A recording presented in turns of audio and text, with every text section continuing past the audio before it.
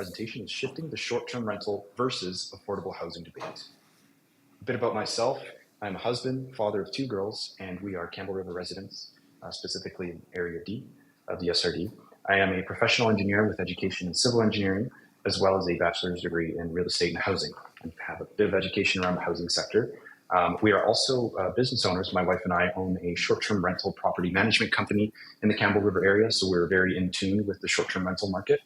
And also, I'm a founder and advisor of an organization called Future Living Lab. It's based out of the University of Toronto, and our focus is on developing affordable housing solutions for the future. And that's what I hope to present to you here today. How can we use short-term rentals as a solution for affordable housing? By shifting the debate, I really want to present one main question to you. How could preserving our short-term rentals better address our current and future housing needs than converting them all back to traditional housing and rental stock? More specifically, are there strategic approaches we can adopt to ensure short-term rentals contribute positively to both our tourism industry and our community's housing stability? Let's start by looking at our housing needs, specifically for Area D. I'm going to be focusing on Area D predominantly for time, also because that's where we reside, but I'm more than happy to provide another presentation for Quadra Island as well as Campbell River with a similar analysis, and I hope to do that in the future for their respective councils. So looking at Area D, there's a clear interest and need for housing for seniors. Seniors seem to be the largest demographic and also the quickest growing demographic in the area, also for vulnerable populations. So we're looking for purpose-built housing that can include home care, supportive or semi-supportive housing options. There's also expressed interest for secondary dwellings, such as tiny homes, laneway housing, secondary suites, etc. Now, in terms of those who are in a core housing need, probably the largest market is within the rental market.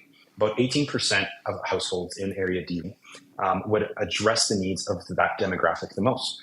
Off the top of my head, I would think smaller, affordable, purpose-built housing for the ownership and rental markets. By smaller, I mean 1 to 2 bedrooms, 1 story. Affordable would be under $1,400 based on the medium income for renters in SRD.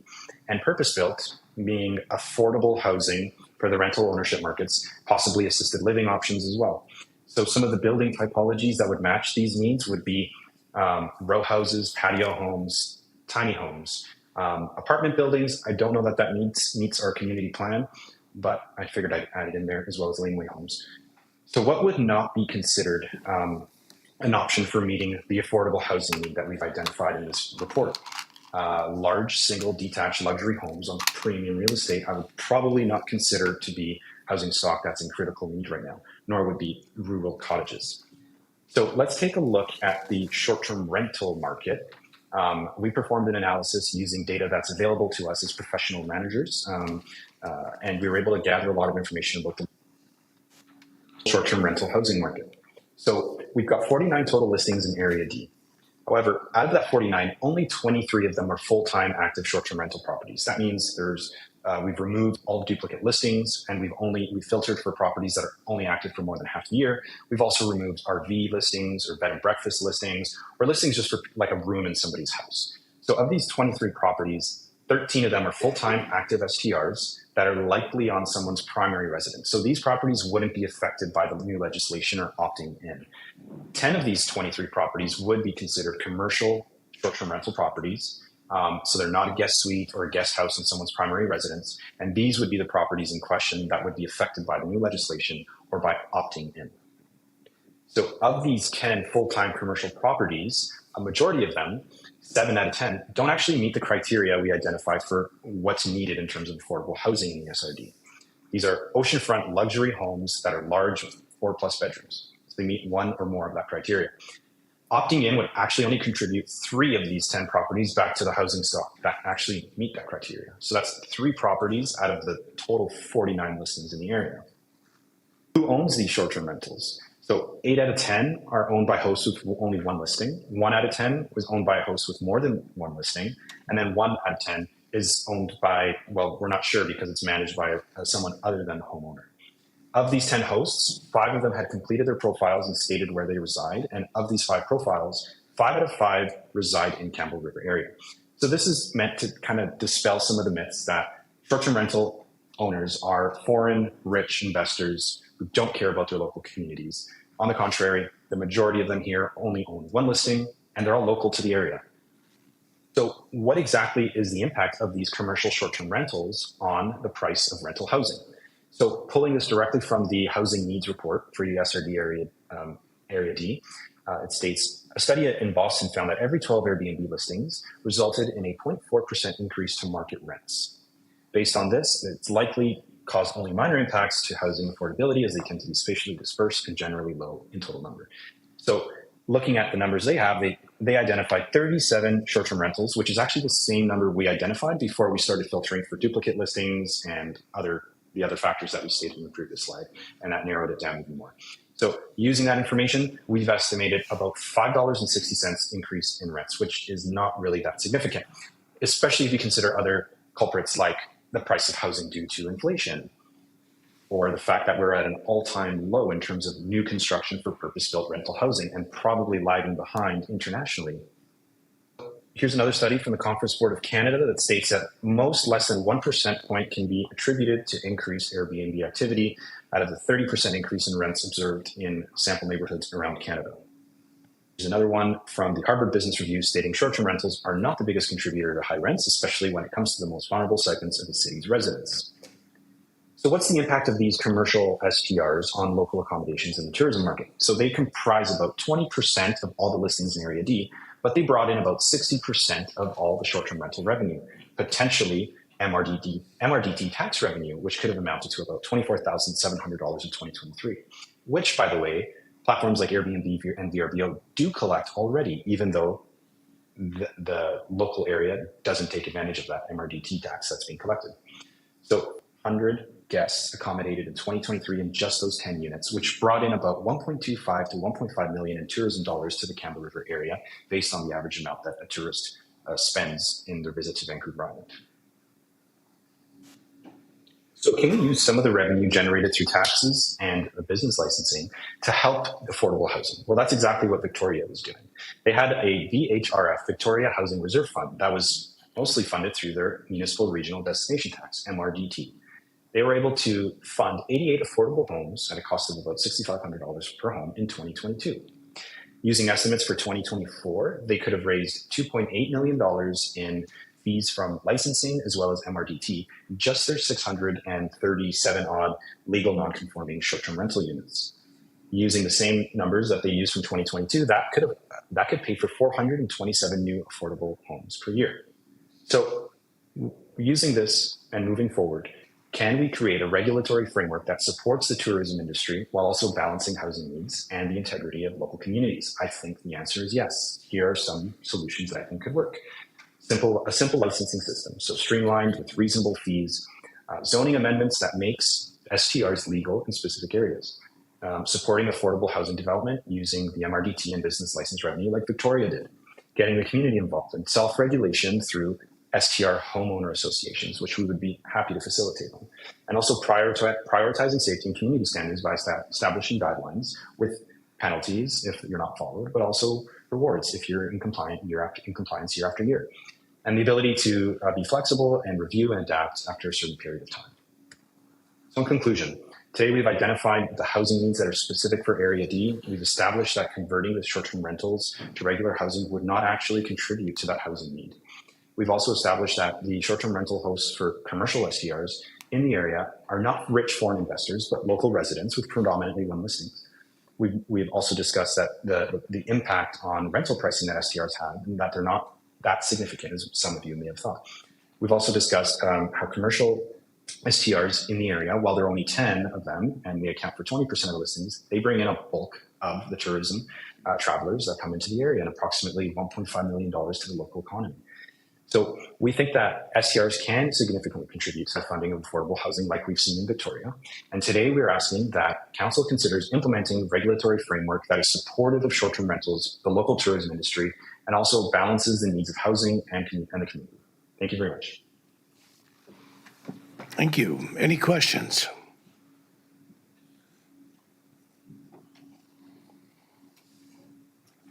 Director Rice. First of all, thank you, Chair, and thank you, Dan, for the presentation. I think that for some of us, it's important to get the other perspective. I know that, at least for myself, I mean, we've attended a lot of meetings where we've heard from the province and their agenda, but it's always nice to see the flip side to that. So again, thank you for this report, or for the delegation. You did bring up some items in here that I had not considered, so thank you. I'll certainly take some of the information here and go and talk to staff at some point. So again, thank you very much for that, and thank you for making the time. Have a good one. You're welcome. Thanks. Okay. Director Chapman. Thank you, Chair. My question is to Director Von Esch, and that is, you've indicated before on Cortez that there's a challenge housing people working on the island at the time. Would this be a part of a solution, not to freeing up some of the housing available for staff? If people went into, visitors went into short-term rentals like this, would it free up some of the stock for staff, do you think? The question is whether creating more short-term rentals will create more housing for staffing? Would it help you on Cortez? Well, we have 100 Airbnbs on Cortez. They bring in, I think, approximately 1.25 to 1.5 million. It's an important part of our economy. And for part of the reason a lot of people encouraged me to opt into the primary residence aspect of it is that across the province in every major city, cities are being forced into it. So there's all these houses that are now, people are questioning whether it makes sense to have it as a short-term rental. A lot of them are going to be selling, and they're going to be looking for other places to buy. So part of opting in, which I really appreciate your presentation, but part of the reason for me was looking at the future. Do we want Cortez to be bought up by people who don't live there to create Airbnbs? Is it a major problem? No. Now, not huge. I think it's part of the issue, but for me, it's about protecting that housing stock for the future as well. Could I comment? Is that okay? Please. Yeah. I think the main point with the presentation here is just to show how nuanced every single region is and the housing issue and the housing need is. I feel like an analysis like that would be really beneficial for places like Cortez, Quadra, and whatnot, so we can really understand, okay, what's the risk, what's the benefit of opting in and opting out. Choosing to just opt in without having that information, I feel like can be short-sighted if, thinking into the future, there could be limitations that are put in place, regulations, licensing, limiting the amount of short-term rentals. If they do serve a purpose in the community, if there is if, like you mentioned, the tax revenue or the tourism revenue that it brings into the region, I do feel like there is an in-between. It doesn't have to be just one side or the other. So that's kind of the message I did want to present today. And that's some of the ideas and the solutions there, that there's a lot of different ways that we can approach this issue. Yeah, thank you for that. And, I just want to make it really clear, I'm a big fan of Airbnbs. I think they're important. They allow a source of revenue for people to be able to stay at home. And I'm interested in, really supporting people who live on Cortez to use their primary residence to create Airbnbs and host the visitors that we have there. Okay, thank you. Any other questions? No. Okay, well, thank you very much, Dan. Appreciate your presentation. Thank you very much. Okay, climate mitigation. Carrie will make a presentation regarding climate mitigation. Please.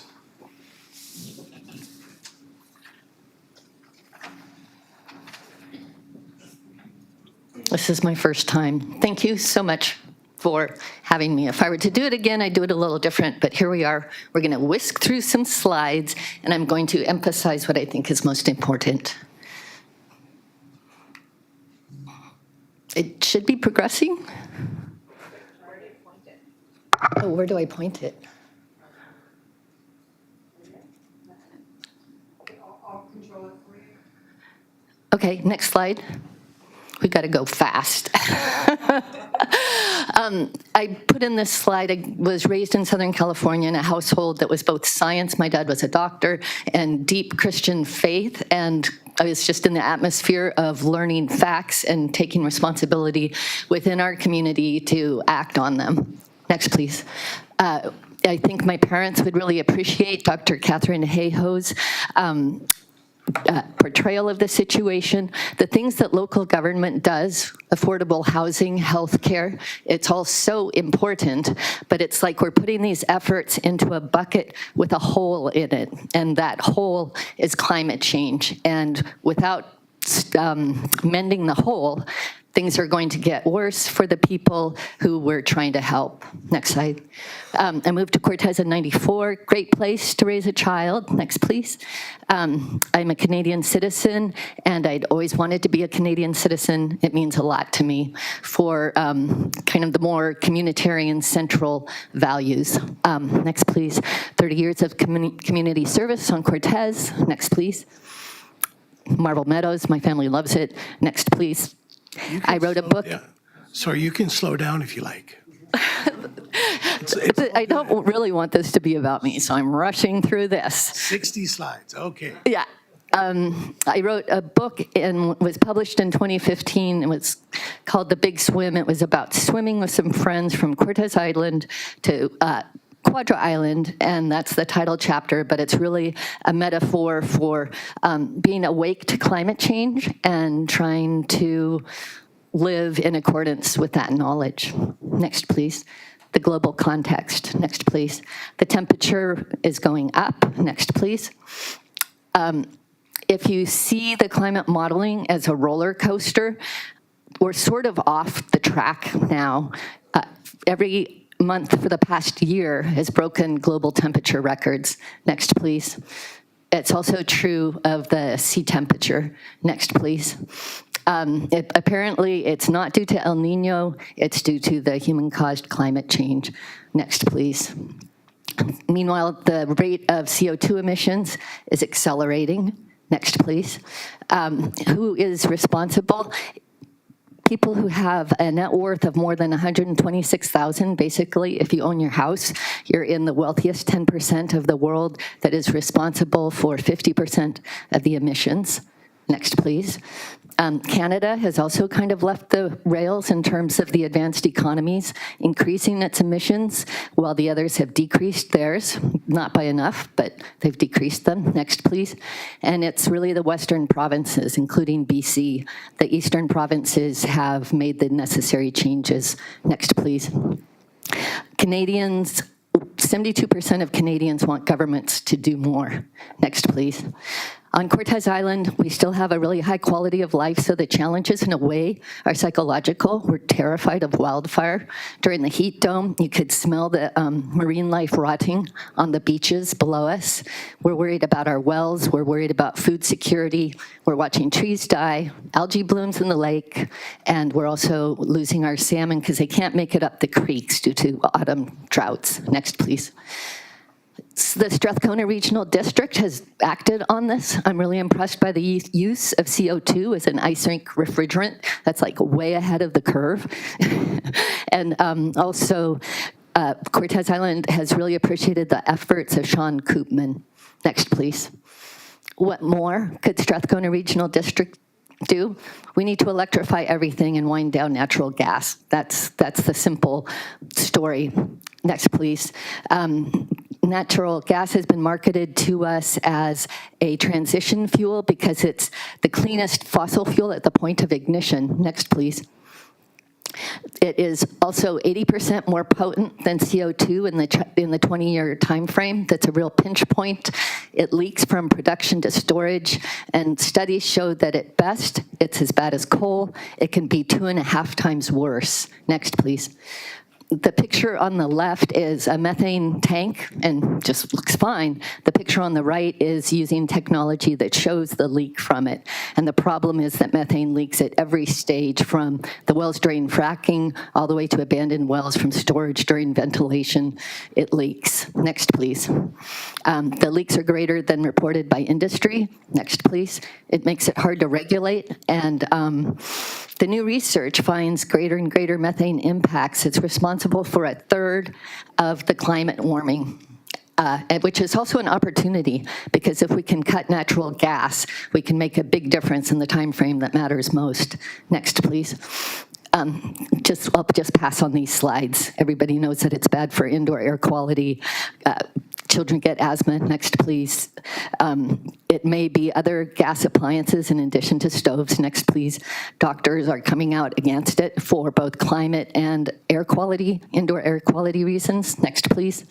The gas industry is under investigation for misleading claims. Next, please. They say, well, we have renewable natural gas, and that is a climate-safe fuel. But unfortunately, I wish it were, but it's not a realistic fuel source. Next, please. Fortis buys kind of renewable credits from other jurisdictions. These are not necessarily going to be available in the future, and they admit that it would only ever account for a small fraction of its future gas supply. Next, please. RNG and other biofuels are going to be used in the industries where they have to be used, which is those that require a molecular fuel, like shipping and aviation. Batteries probably, at least for a long time, won't help us in those sectors. Next, please. So super high cost, super high demand, production constrained by feedstock availability, and very high competition by all transport sectors. Next, please. So in sum, new investments in natural gas are going to be expensive stranded assets, and our future is electric. Next, please. And here's some suggestions arising from that. Next, please. Operationally, the SRD could wind down natural gas. It's adopted the STEP code. It could accelerate it.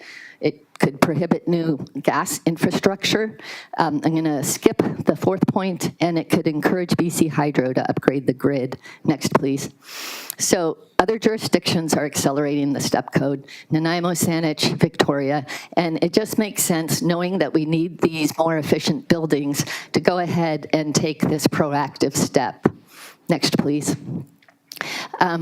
Other jurisdictions are also banning new gas infrastructure, and the little packets that I gave you, the last pages are the way that Saanich is addressing the builders in its area. It's prohibited renewable natural gas. The thing is that the zero carbon step code allows renewable natural gas infrastructure in its final step, and for reasons stated, that's it's not a good idea.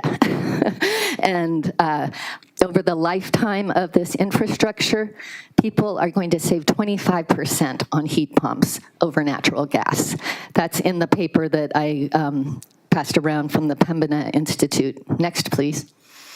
So I'm just going to read from their executive summary. We caution that building code decisions that lock in the use of RNG for heating and cooling buildings can saddle building owners and operators with costly infrastructure expenditures for many years to come and result in missed targets. And it seems like there's a wave moving up the island, and I think that we would be really well served in the future if the Strathcona Regional District was part of that wave. Next, please. I'm not going to speak to this. Next, please. Next, please. Whole other topic. So I don't know how the SRD encourages BC Hydro to give us a clean and resilient grid. When I spoke with Michelle Babchuk about the ferries, which could be made electric, she said that our grid is weak. And it seems like for our future, we need a strong grid, one that's not vulnerable to heat domes and such. Next, please. So BC Hydro says that it's well positioned to add intermittent renewables like wind and solar because it has hydroelectric dams that act as batteries. I note that Campbell River has seismically upgraded hydro dams, and so that could help facilitate intermittent renewables. Next, please. Next, please. Next, please. No miracles are needed. It looks like the future is wind, water, and solar. So a lot of the other technologies that are talked about are too expensive and they can't be scaled soon enough. Next, please. BC Hydro is really encouraging collaborations with First Nations. Next, please.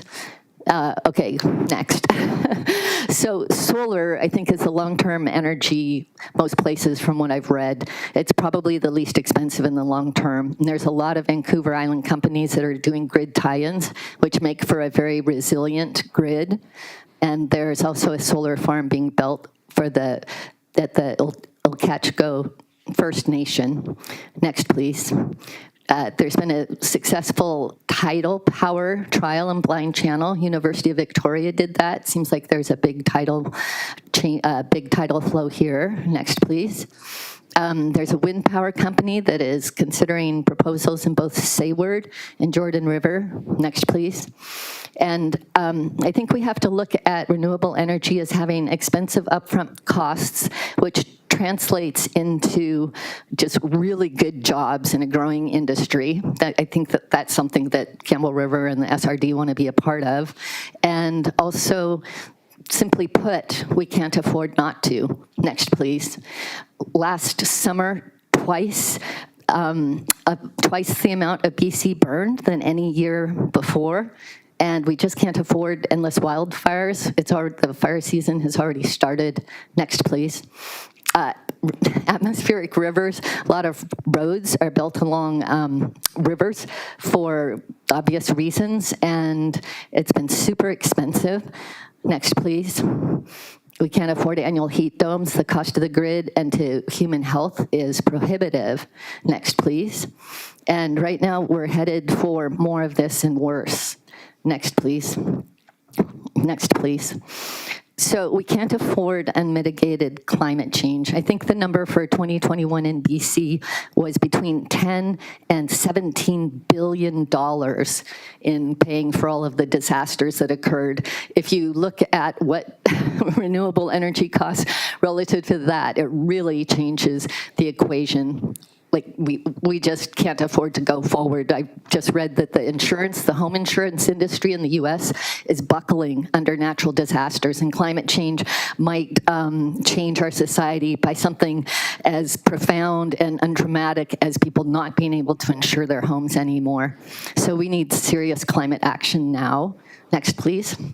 And I just want to thank you so much for your kind attention. And I see you all as public servants who are really trying to do their best for their communities. And it's a very responsible calling, and you have my full respect. I appreciate that. And in this effort to mend the hole in the bucket through which all of our other efforts could flow, I'm at your service, and I hope to speak to you again sometime about other climate issues, maybe narrow in on some things more specifically.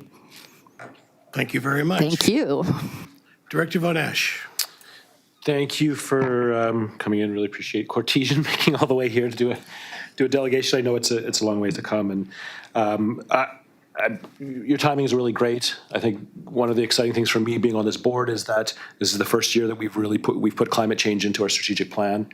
And this board has made a significant effort to make climate resiliency part of our focus.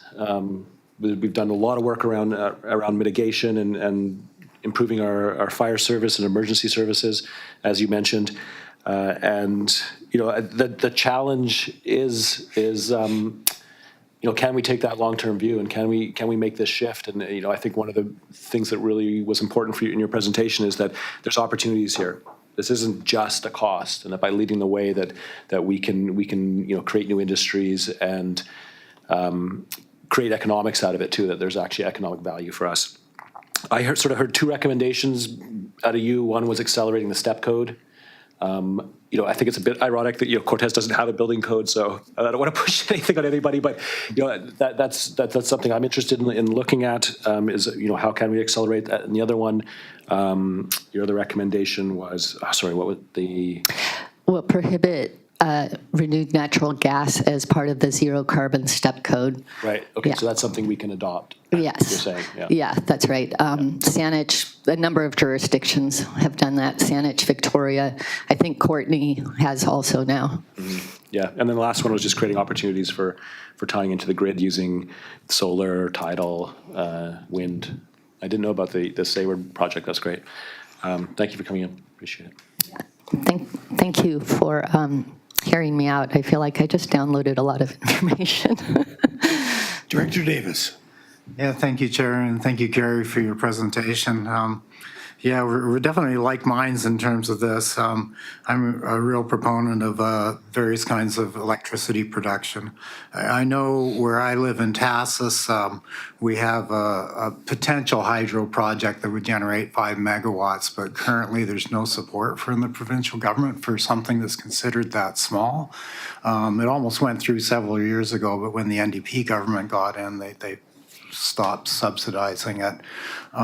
It's something that I have been advocating for with the government. I was actually thinking of bringing it up at the regional district here in terms of our meetings, because Vancouver Island right now, I'm not sure the exact statistics at the moment, but I think we import somewhere between 30 and 35% of our electricity. And it seems absurd when you think all the hydro capacity we have here, and obviously it could get a little sketchy in future with less rainfalls, but I still think it is important. Tidal, solar, there are possibilities. Tidal, I know, is very cost intensive in order to make it work, but there are ways of doing it. There's new technologies coming up, so I'm going to continue to advocate for that. Thank you for your presentation. You're welcome. And in my reading and preparation, I read that during the heat dome, there was a bulge in the cable that comes to Vancouver Island providing the power. And that's why the peaker plant here in Campbell River was used. So, you know, I do think that these distributed systems are going to prove resilient and in our favor in the future. Sounds like a good project. Thank you. Any additional questions? Director Mawhinney. Thank you, Chair. I read your slides that were provided to the directors, so I actually have a question which isn't something that you spoke to today, and I'm just curious because you spoke in your slides that you shared with us that there was health risks of natural gas, and on Quadra Island we don't have natural gas, but a lot of people use propane. So I'm wondering if you know if that has similar health risks. I'm going to get back to you on that, Robin, because I think it's a really good question. A lot of people use propane on Cortez also, and I don't see why it wouldn't have similar health risks for use in stoves in particular. But I think that's a great question. Any additional questions? Carrie, thank you very much for coming out today. Thank you very much for having me. Take care now. Okay, adoption of minutes. Second. Director Chapman, Director Colburn. Discussion? All in favor? Opposed? Seeing none, motion is carried. Business arising? None. Hi. Sorry? Oh, hello. I have a business arising question, if I may. By all means. I noticed that we talked a month ago at our board meeting about, and we made a motion that the board authorize the chair and the CAO to meet with the province and the MLA regarding the slope stability issues in Zavalis. And I am wondering if there have been any meetings scheduled regarding these slope stability issues. CAO? No.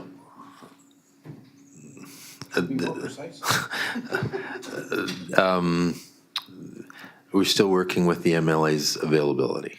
How's that? That's great. I just hope that it will, that will continue to be looked at, because I know that it's really important to one of our communities. Any other business arising? No? Okay, public consideration? None. Notice of motions? None. Chair report? None. Committee chair report? So that the draft minutes of the regular meeting held from Electoral Area C Advisory Planning Commission held on April 4th, 2024 be received. Move receipt. Director Mawhinney, Director Wally, discussion? All in favor? Opposed? Seeing none, motion is carried. Electoral Area D, did you want to take that one, Mr. Rice? Electoral Area D Advisory Planning Commission, that the draft minutes of the regular meeting of the Electoral D Advisory Planning Commission held on May 1st, 2024, be received. Director Wally, discussion? All in favor? Opposed? Seeing none, motion is carried.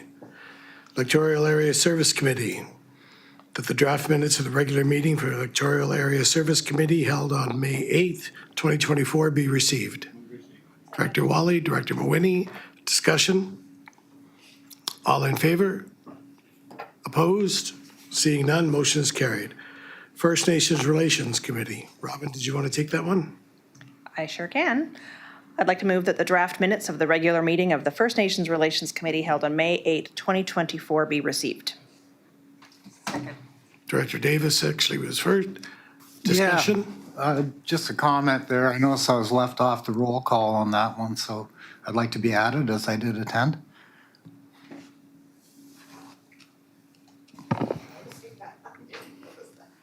We'll certainly look at that. If we've made an error, we'll fix it. Thank you. Any further discussion? No? Motion is carried.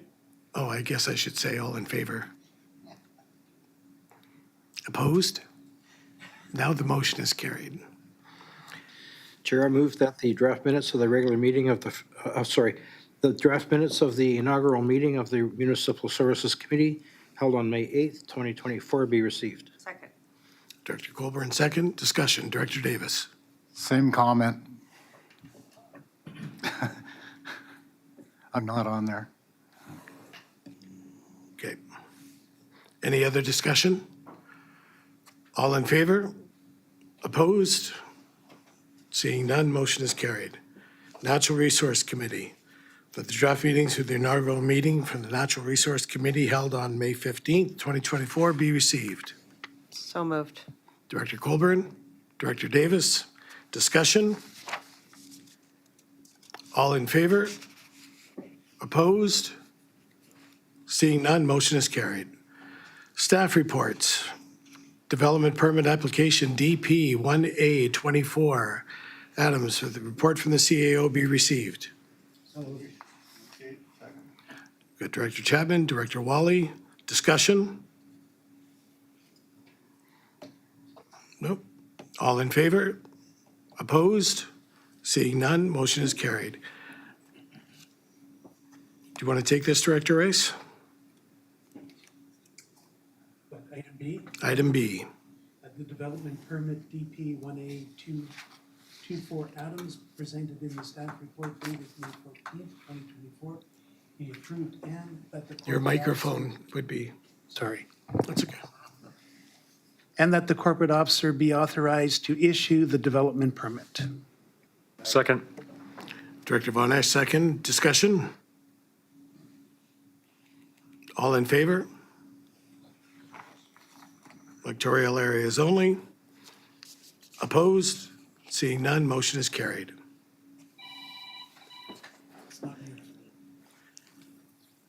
I guess somebody's buying donuts next meeting. Is that acceptable to everybody else? Donuts good? Do you want jelly filled or just? No, jelly-filled is fattening. Comprehensive annual financial statement. Report from the CAO be received. Director Wally, Director Mawhinney, discussion. Mr. Chair, Mike Harmston and MNP will present this for us. Hi, thanks. So before you, we have the comprehensive annual financial report, which is a combined report with our audited financial statements and the statement of financial information. Just the financial statements are audited. The SOFI report's not part of the audit. MNP's been doing our audit since 2008, and as Dave says, they'll be here to do a little presentation on it.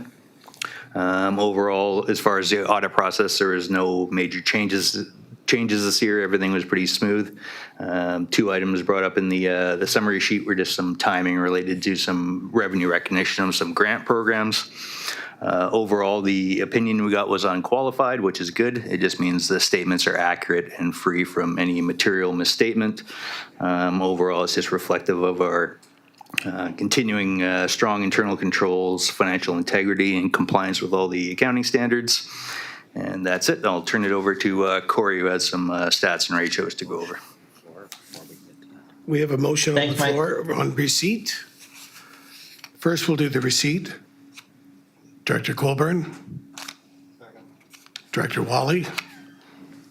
All in favor of receipt? Excellent. And now that Corey, Thank you, Mr. Move Chair. right to D. And apologies, I can't see what D is on the screen, but that's okay, go ahead. go ahead. All right. Thank you, Mr. Chair. And thank you to the board for inviting me here to present today. Apologize for not being in person, but it's a busy day. I've got several other board and council meetings today. So I do have a short presentation. Hopefully you can get this going. There we go. You should be able to see our first slide.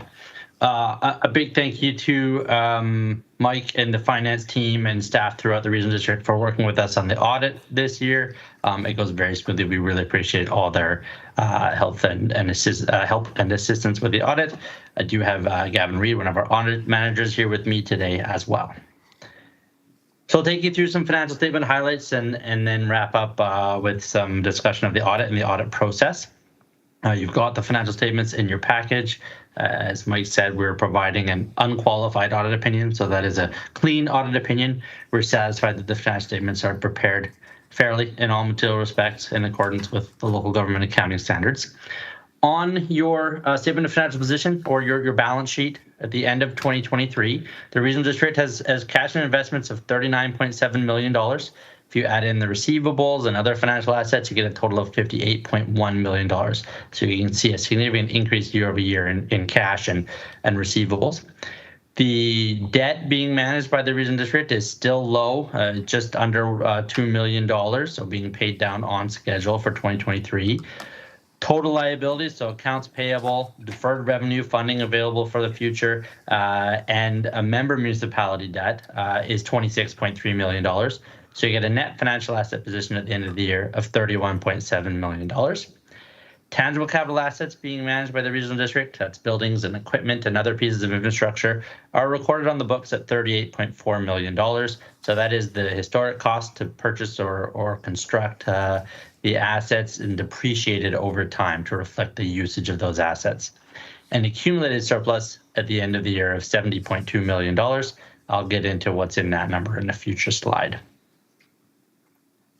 On the income statement, you can see total funding and revenues for the year of $27.3 million, very similar to budget. Some big items of note in 2023, the Growing Communities Fund grant that was received in the spring, which would be an unexpected amount, as well investment income with the high interest rates was significantly higher than 2022. So that's a positive for the regional district.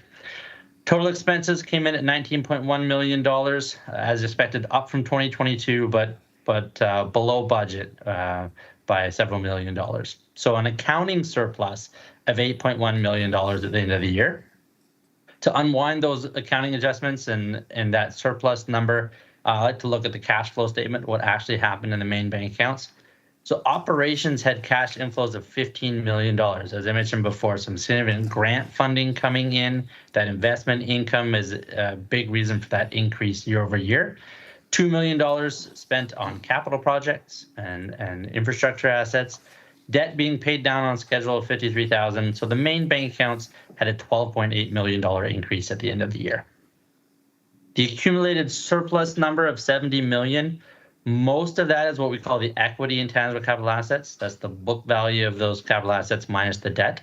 There's $122,000, a small amount set aside in the capital fund. $2.6 million in appropriated surplus, so it doesn't necessarily have a bylaw reserve attached to it, but it is earmarked for future spending. And then $26 million in reserves. And the operating fund has a $4.9 million surplus, so a small increase year over year. Switching gears then out of the numbers and the finances, again, an unmodified audit opinion, ready to sign our audit report after board approval here today, and just some minor cleanup items, but I do believe those are all wrapped at this point. So board approval will be the final step. When we go through our audit process, we are looking at the controls in place to ensure you're getting accurate financial results. Are they designed correctly? Are they implemented to make sure that nobody has access to bank accounts that shouldn't have access to them or other assets? And then we look at the year-end balances. We sample transactions throughout the year to form our audit opinion. To do our audit work, we use this number of materiality, and we use this to drive how much we're testing. So for the regional district this year, that number is $1.2 million. That's calculated as a percentage of your revenue. So we're looking at everything above $1.2 million. That's usually big capital grants, big capital spending.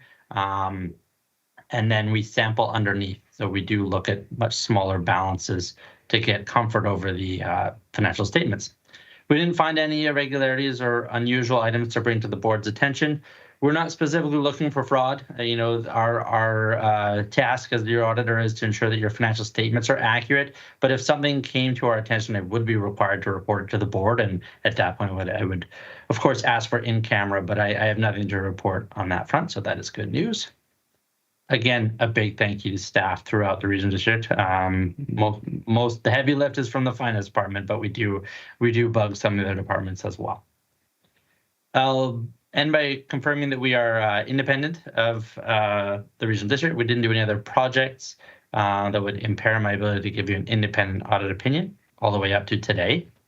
And then coming back around to the numbers for the last two slides here, started just by looking at 2023 and what's in the 2023 fiscal year. We like to end by looking at sort of a longer range time frame. So we look back at the last 4 or 5 years and some key ratios and what does it tell you about the fiscal management at the regional district. So we start with this sustainability ratio. This is comparing your liquid assets to your liabilities, seeing how much cash and resources, investments you have available to pay for the future.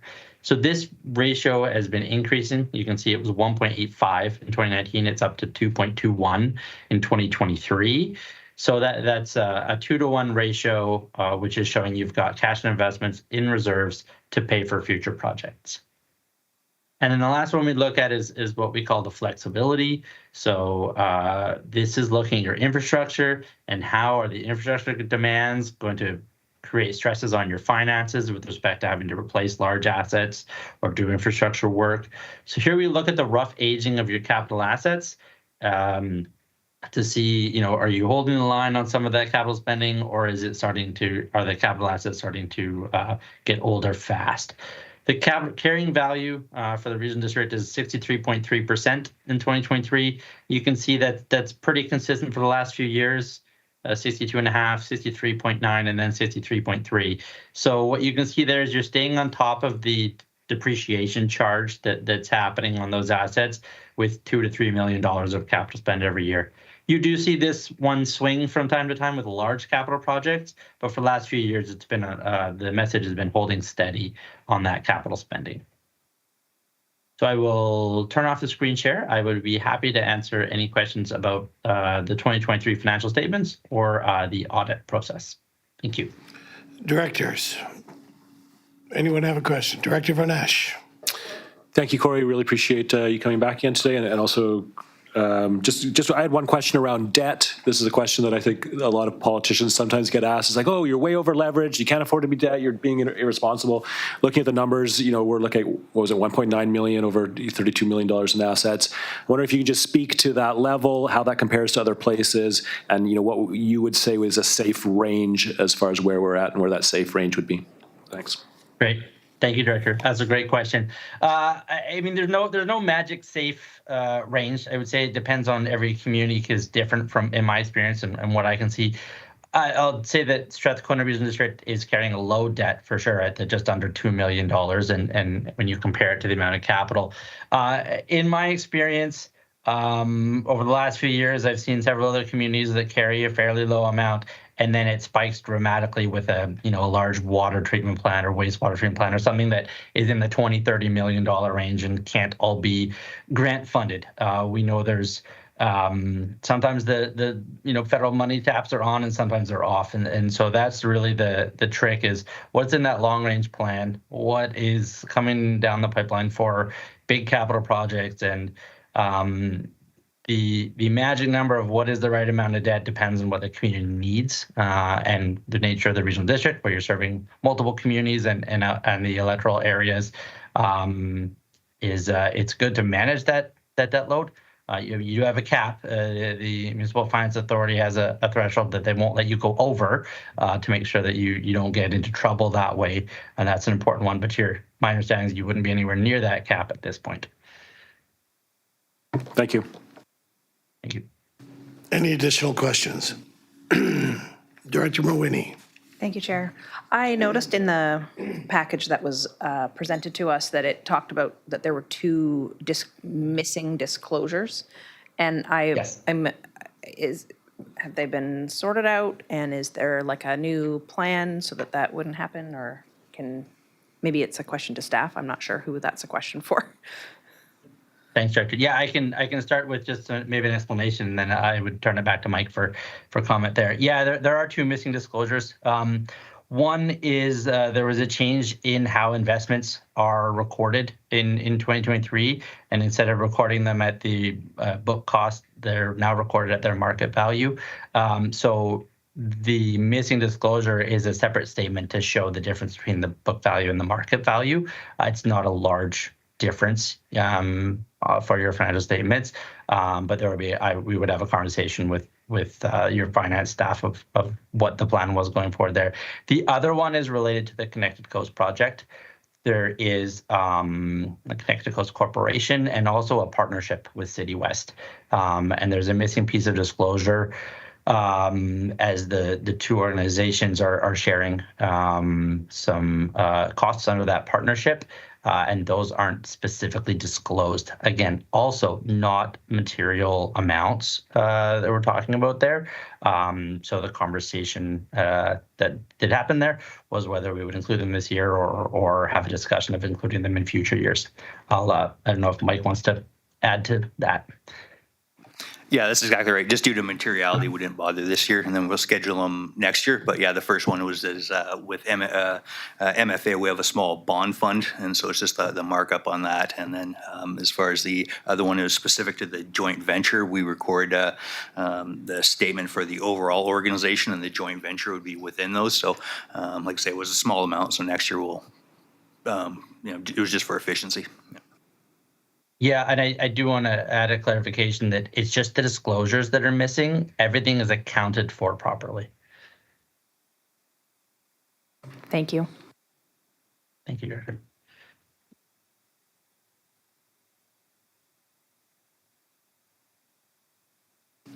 Hello. Any additional questions? No. Does the board wish to go into closed? Director Von Esch? Oh, sorry, I saw you reaching. Okay, then we're going to go right to D. That the Strathcona Regional District Audit Consolidation Financial Statements for the year ending December 31st, 2023 be approved. So moved. Second. Director Chapman, Director Von Esch, discussion. All in favor? Opposed? Seeing none, motion is carried. Thank you very much. Thank you for the presentation, gentlemen. Thank you, everybody. Bye-bye. Given a discharge request. Thank you. Thank you, Director Mawhinney. Discussion? All in favor? Director Mawhinney? Thank you, Chair. I wanted to make a comment because I think that I had incorrectly worded a motion about asking for the Advisory Planning Commission report to be included, and I was intending to have requested the results of the Advisory Planning Commission's consideration of this matter. I'm not sure if they wasn't included because they hadn't been accepted at the board yet or not, but I just wanted to advise the board that the Area C Advisory Planning Commission met and discussed this Canish Bay application and the following Upshur Road application. They also heard from a delegation from one of the applicants, and the Advisory Planning Commission did not support either covenant discharge application. The Advisory Planning Commission provided an additional motion, which read that the Electoral Area C Advisory Planning Commission supports maintaining the covenants for 520 Upshur Road and 1731 Canishview Drive. as legal agreements freely entered into by the regional district and landowners, recognizing that maintaining these covenants causes less land to be available for housing than would otherwise be the case. Just wanted to let everybody know that that had happened. Thanks. Okay, still on receipt? All in favor? Opposed? Seeing none, motion is carried. B, Director Mawhinney, do you want to go with that, please? I can move that the application to discharge covenant EL 4705, applicable to 1731 Candish View Drive on Quadra Island, be denied. Director Wally, discussion? All in favor? Opposed? Seeing none, motion is carried. Go ahead, Director Mawhinney, on 4. I will move that the report from the Chief Administrative Officer be received. Do you Second. want me to say the Director up to the Vonesh? road part now? Well, you get to that later. Discussion? All in favor? Opposed? Seeing none, motion is carried. Go ahead. I would move that the application to discharge covenant FB 092361, applicable to 1520 Upshur Road on Quadra Island, be denied. Director Wally, discussion. Sorry. All in favor? Opposed? Seeing none, motion is carried. Okay.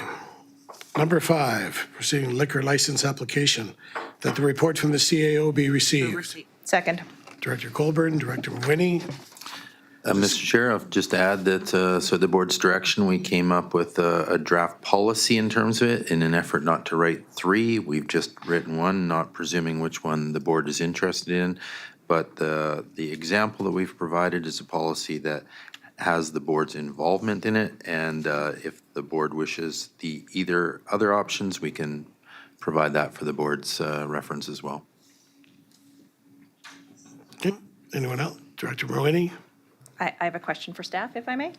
By all means. I'm wondering if there are other public consultation opportunities that exist within the liquor licensing application process, specifically if applicants are required to advertise or there are other provisions for community notification, or if the liquor and cannabis licensing branch considers their referral to the regional district as providing that piece of community engagement based on if we as directors feel it's necessary. You've maybe thought deeper than the referral actually is, maybe, like, so it's, again, it's not our process, we're just referral. I don't know the intent of those referrals. They don't prescribe what they want us to do. There is no do's or don'ts in that. So it's really up to the board, but it's not our process. Tom wants to. I will just add, Mr. Chairman, that the liquor and cannabis regulatory body does, in their standard form, prescribe certain types of community involvement. And I think that while the board is free to choose other mechanisms, I'm not sure they would receive the same kind of acceptance by the liquor board. So they have prescribed certain types, and it's up to the board whether they wish to undertake those or not.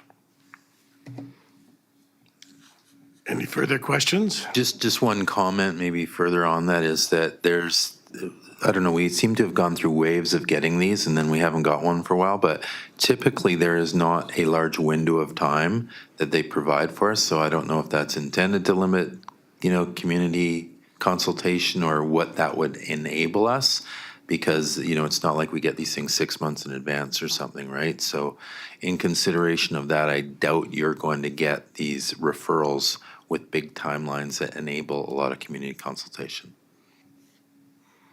Okay. And that the policy on the board involvement and still a receipt. That was so close. All in favor? Opposed? Seeing none, motion is carried. Director Colburn, do you want to take B? I'll move option A, that the policy regarding liquor licensing applications be constructed on the presumption that the board wishes to be involved in the evaluation process for all such applications. Second. Director Vonesh, discussion? Director Mawhinney? A. Thank you, Chair. I think that my thoughts are that the board doesn't necessarily need to be involved in all applications. What I've learned is that through the recent process is that minor construction changes, such as moving a pony wall in a building, necessitates a license amendment. And I would suggest that the board doesn't need to be involved in all processes because there are not, I think maybe we need to consider some, because there's new licensing versus amendment applications. So if I may, Mr. Chair, just in the policy, it states the board will decide whether it wishes to recommend that an application be approved or denied, or that no recommendation is provided. So I think that might give the latitude whether the board feels or thinks there is consideration. Director Wally? I'll pass that to see what's coming. Okay. All in favor? Opposed? Seeing none, motion is carried. Director Rice, do you want to take this? Certainly. Items number 6, open burning regulations for electoral area D, that the report from the Chief Administration Officer be received. Second. Director Wally, discussion? All in favor? Opposed? Seeing none, motion is carried. B. Like to move recommendation B, that no further action be taken at this time with respects to the matter of open burning regulation within electoral area D. Director Wally, discussion? All in favor? Opposed? Seeing none, motion is carried.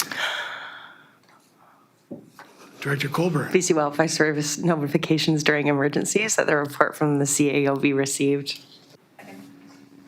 Director Mawhinney, second. And Mr. Koopman will speak to this for us.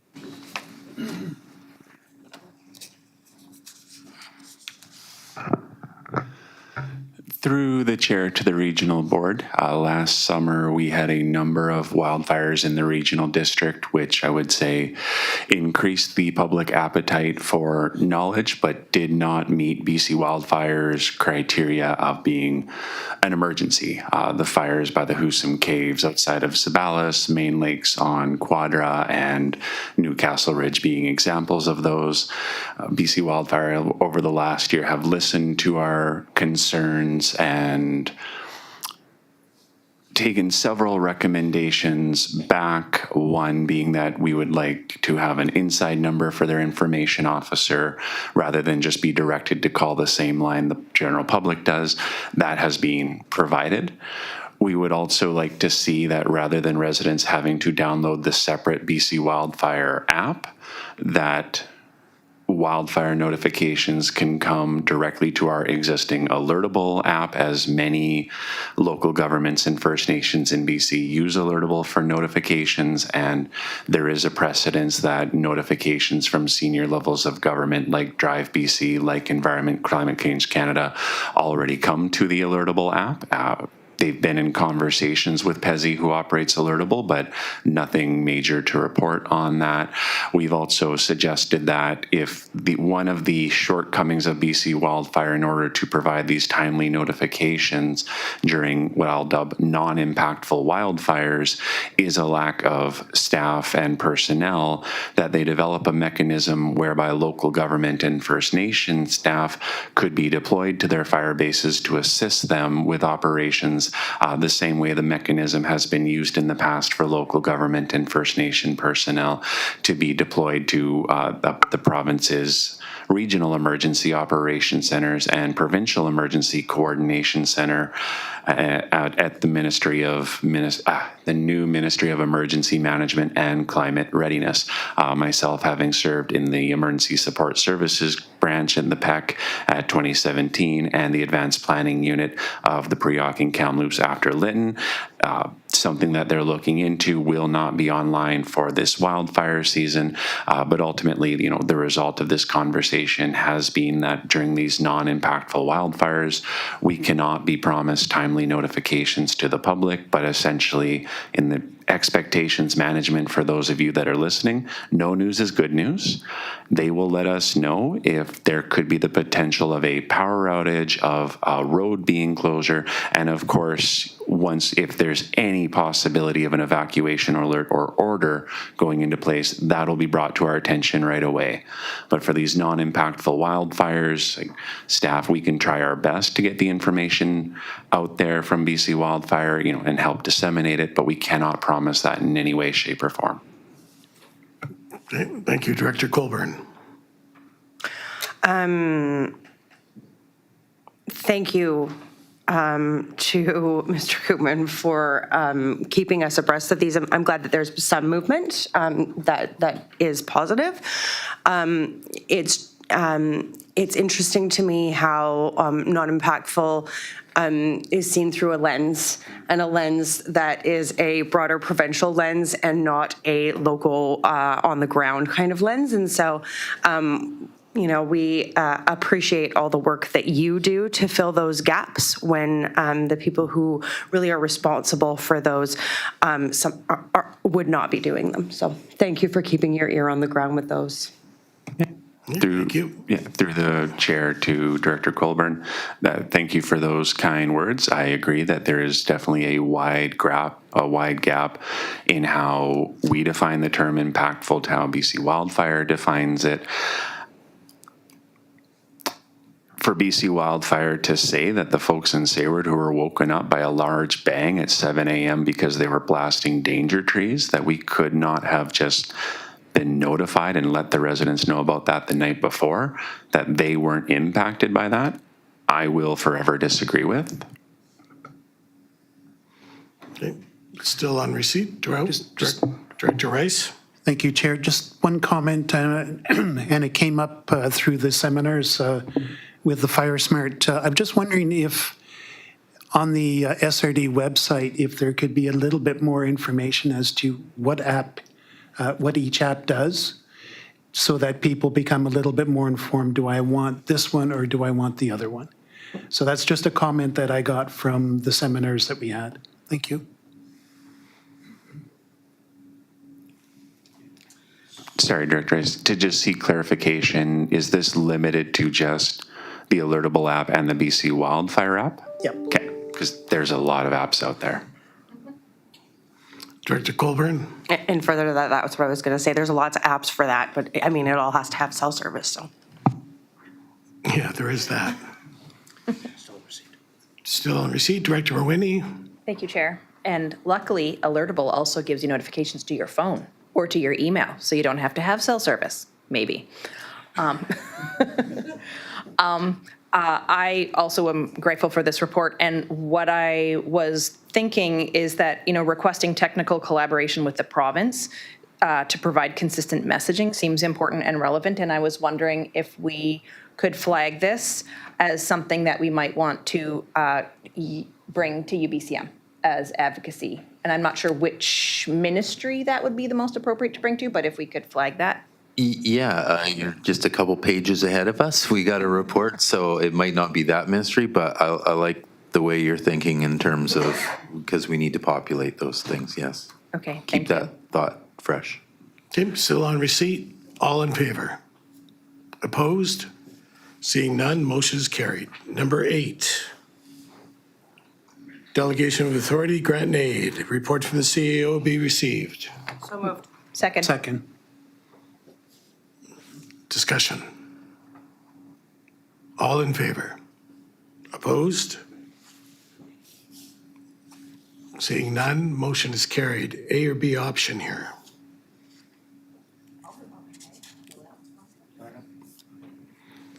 I'll move option A, that a report on the practicality of delegating authority to the Electoral Area Services Committee for awarding electoral area grants be prepared for further consideration.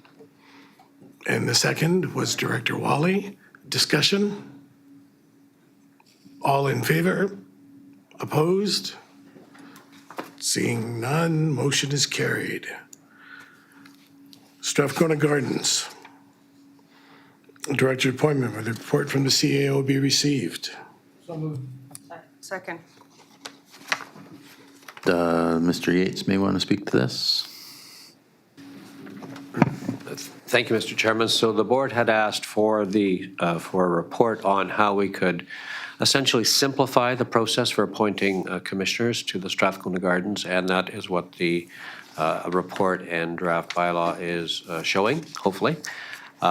It is a rather, I believe, overly complicated process at this point, with having to wait until the City of Camel River nominates certain individuals from their council, and because most of the council actually sits on the board, we're just wondering if that's really appropriate. So what you see is a simplified version, and if the board has an appetite for moving in that direction, then we can certainly oblige the board.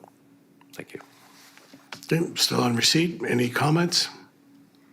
Director Chapman? Thank you, Chair. I was wondering if we could hear from Director of Senate, since she chairs the commission, if she has any further input to this. Thank you, Director Chapman. No, I don't have anything further to say. I don't think there's going to be really much of a difference. Are you concerned about the current version where our mayor actually does the appointments from City Council? No, not me. Okay. Okay, anybody else?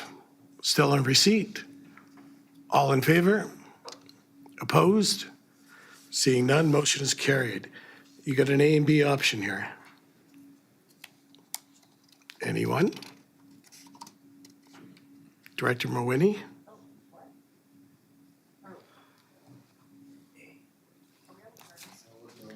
I'm going to move A, that a Director bylaw. Rice has got it. There you go. So perhaps I could clarify. Right now, the process is the City of Camel River nominates members of their council, which then comes to the board, depending on when the board meets, and then the board will look at that list and then decide, typically yes, to appoint those individuals. It has been a problem in the past, and we're suggesting that if the board is interested, we could certainly move directly to the appointments rather than go through a nomination process. But that's entirely up to the board. I.e., take who the city says they're sending to those committees. Okay, Director Rice. I'd like to move option A, that a bylaw to establish membership and operational context for the Strathcona Gardens Commission be prepared for further consideration based on the draft bylaw attached to the April 26, 2024 report from the Chief Administration Officer. Second. Director Colburn, discussion. Director Dahl. So when we submit this list of potential directors for that committee, who gets to vote on it? Everyone. Everyone that's not contributing to the operation of Strathcona Gardens. Mr. Chairman, I believe only the participants vote on that. And what we're trying to say is there's no need to bring it to a second vote. Like when you send the list, it's just accepted. Well, I'm not sure that's exactly what's being said. Okay, what? Well, I think what the report is saying is that those decisions could be made at the board here, which under the current bylaw must make the appointments. If the board is looking to delegate the authority to make appointments, that's a different matter, which I think is what you're referring to. And that's an option if the board wishes to look at that, but that's not how the current bylaw or the proposed bylaw is structured. So I told you it was complicated. We're looking to uncomplicate it and basically provide an option where the city says, these are the folks that are going to be on the commission, and the board accept. Like, we not have to go through a second nomination of that.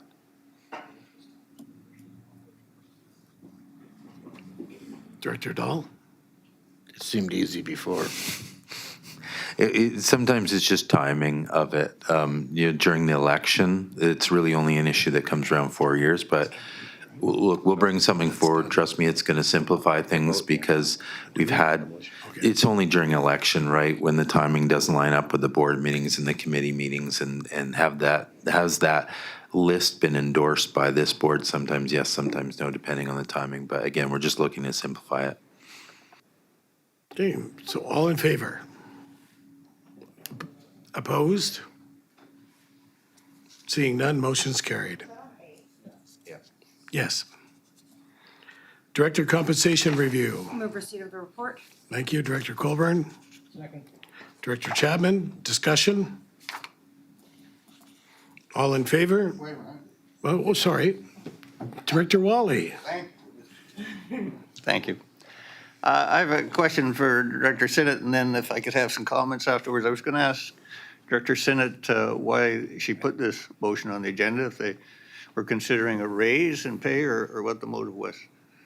Yeah, so I think I went through the last time the director compensation review was done, and it recommended that the review be due by about now. Is that correct, Mr. Leach? Yes, that's the policy of the board. Yeah, so they just want to make sure that we're following the recommendations and following up on what's going on. The other concern is that there's been sort of, and it's fine for the EAs to do this, but it does reflect on us too as a general board to add extra compensation for work. But I think the original intent in the original director's compensation review was that the base salary was higher because you were doing the extra work. So adding now more per work fees is something I thought needed a second look, because are we in line or not? Are we not in line? Thank you. So, Mr. Chair, if I may continue the comments I had, I'm not sure if all directors realize, but the last review we did was 6 years after the previous one. And at that time, we set it up so that we all get a 1.65 compounded annual increase, which over a 4-year period equals 6.8%. every 4 years in our remuneration.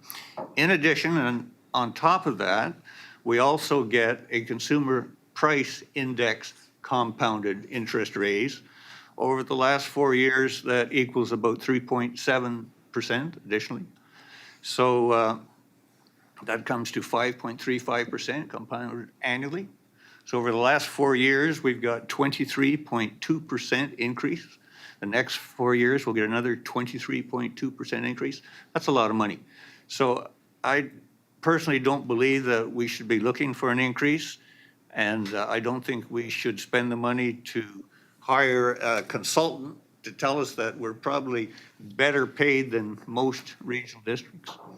So I think we should just be happy with what we've got. That's my personal opinion. Thank you. Anyone else?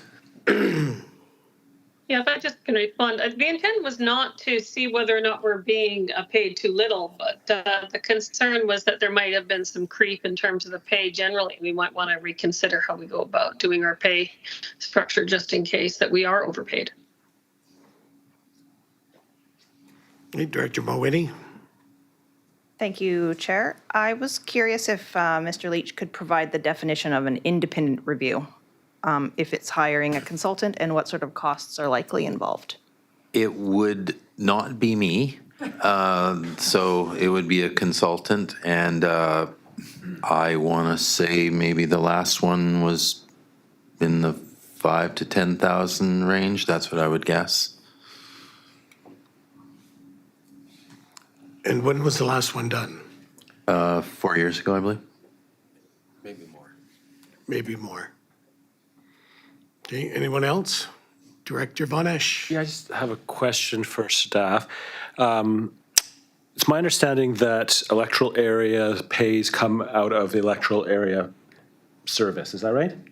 The admin service, yeah. Right. So, and that's voted on by electoral area directors.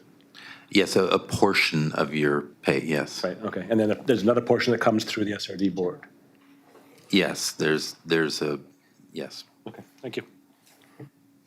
Anyone else? Still on receipt? All in favor? Opposed? Seeing none, motion is carried. A or B? Go ahead, Director Von Esch. I'd like to move option B, that the regional district not proceed with the review of director compensation at this time. Director Wally, discussion? Director Colburn? What does our policy say about this? I believe the policy says a review every year, or every 4 years, but of course the board can override that direction or policy.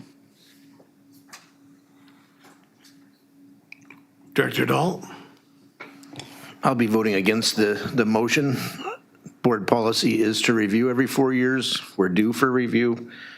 So why would we be not reviewing it when our own policy says we should be? Agreed. Director Wally?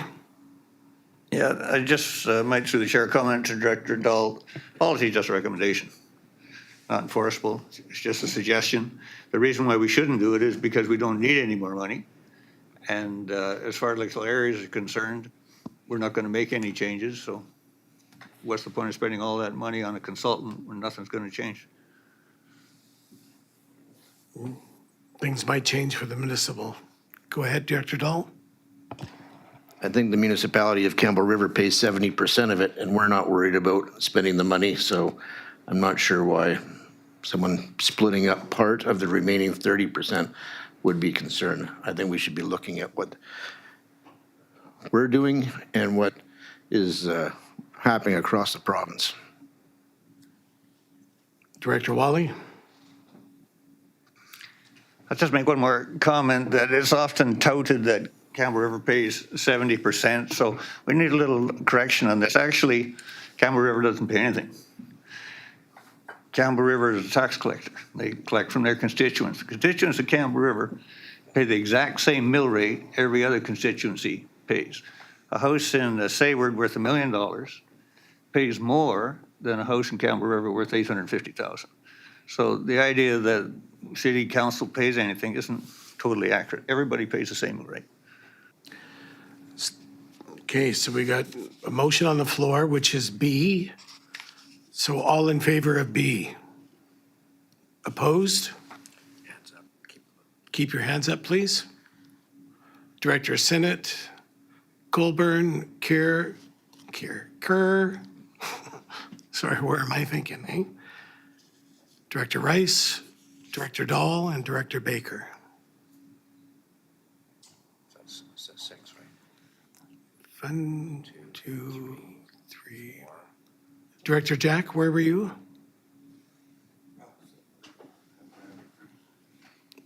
Okay. And Director Sinnott?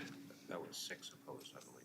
6 opposed. And we have 6, we have 10 in the room, 11. We have 11, so that's So the motion is defeated. I would say so, yes. The motion is defeated. So we go with A. Correct? I'll make the motion on number A, option A. Thank you. Director Sinnott. Do I have a second? Director Dahl? Discussion?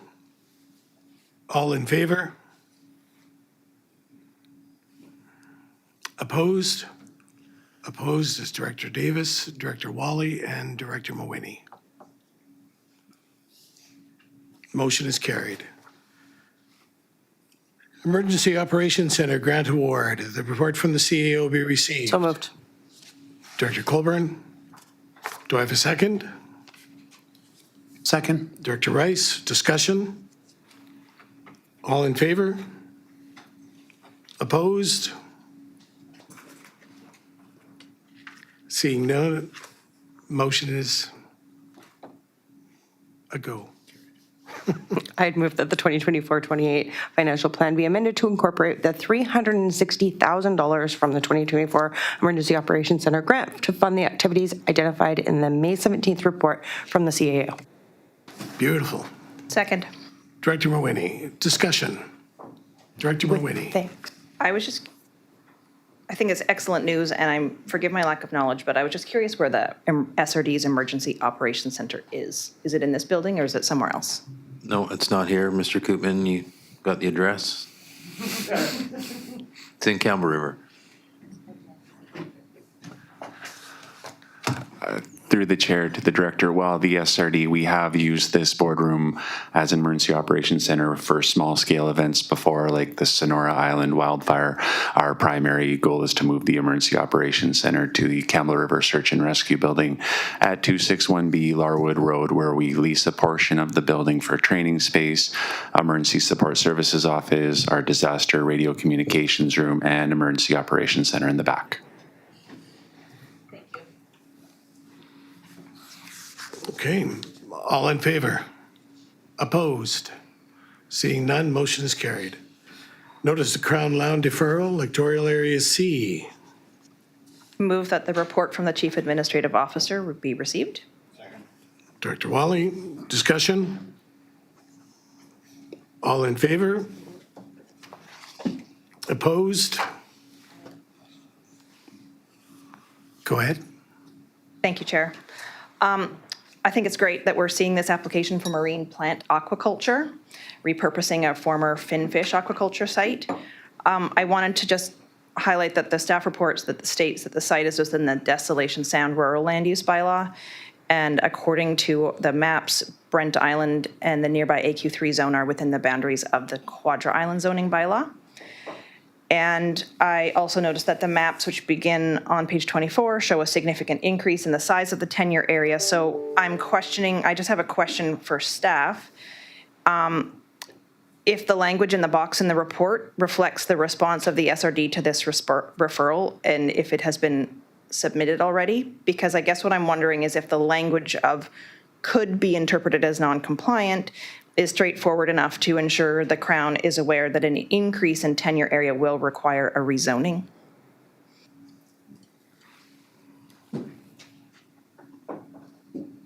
Thank you. Through the chair to the board, the referral comments have not been yet submitted to the province. What the referral comments are intended to say is that if you were to take the zoning at face value, that the increase in 10-year area could be interpreted as non-compliant. Again, as a staff report indicates, there's some discrepancy as to the jurisdiction the regional district has over zoning, especially when or if a license has been issued. So we will provide those comments if the board so chooses to provide alternative comments, we will submit those to the province, but our comments will be technical in nature. Okay, still on receipt? Director Mawhinney? Still on receipt? All in favor? Opposed? Seeing none, motion is carried. Subsequent, please. Thank you, Chair. I have a subsequent after this one, too. You have two subsequent of a subsequent? Yes. I'd like to move that the SRD board advise the Crown that the AQ3 zoning does not include marine plant aquaculture and that the application exceeds the boundaries of the current AQ3 zoning. Okay, do we have a second? Sure, I'll second that. Director Von Esch, discussion? All in favor? Opposed? Seeing none, motion is carried. Your other subsequent? Thank you, Chair. I'd like to move that a report is prepared for the Electoral Area Services Committee for consideration of marine plant aquaculture zoning for the Desolation Sound Rural Land Use Bylaw and the Quadra Island zoning bylaw. Do we have a second? Director Von Esch? Oh, Director Davis got in there? There you go. Discussion? All in favor? Opposed? Seeing none, motion is carried. 13, Indigenous Hockey Camp, grant and aid. Receipt from the report. The report from the CAO. Second? Second. Director Chapman, discussion? Director Wally? Yeah, just a question, Mr. Chair. $1,000 isn't very much money. But I don't understand how this is a regional benefit. I can see it being a benefit to Campbell River. But how is that a benefit to the entire region? Wouldn't this grant need normally be a Campbell River grant need?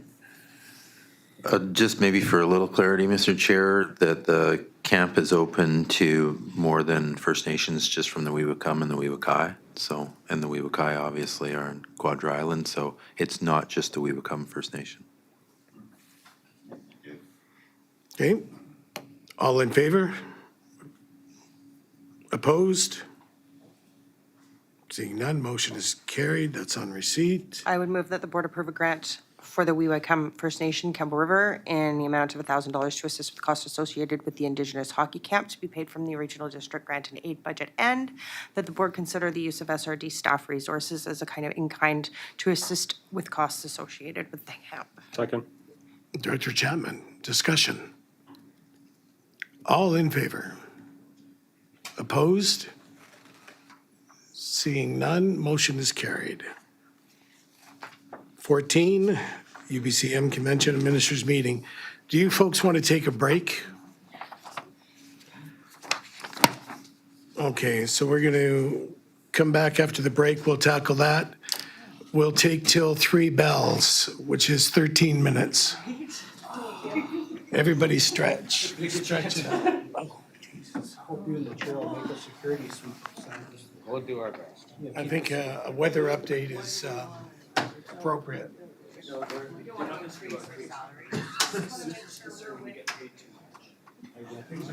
I will let you answer that question that you asked me. I'm not sure she gets this. She doesn't get the vote on it.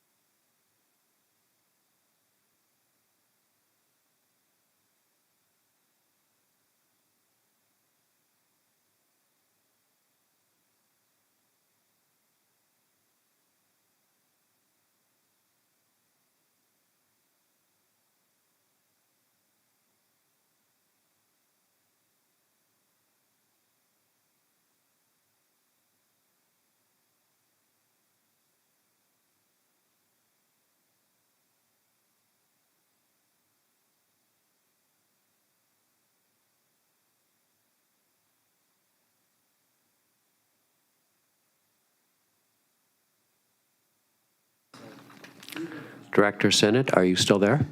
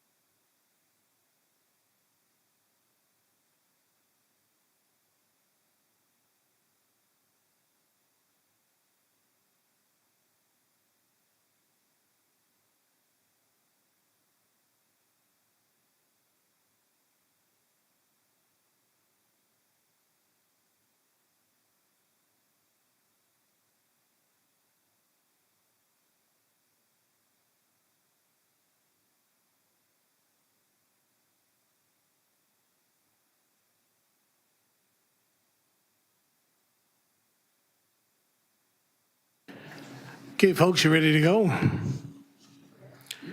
2024 UBCM Convention Administered Meetings. The report from the CAO be received. Thank you. Director Wally. Second. Director Mawhinney. Discussion. So if I can, Mr. Chair, these are our annual instructions for to schedule meetings with the Premier and the Municipal Affairs Minister.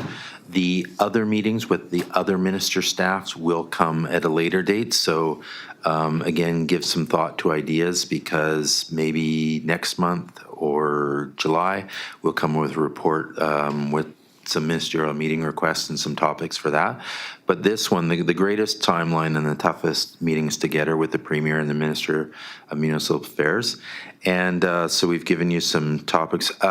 In my time here, I don't believe we've ever got a meeting with the Premier, Municipal Affairs several times.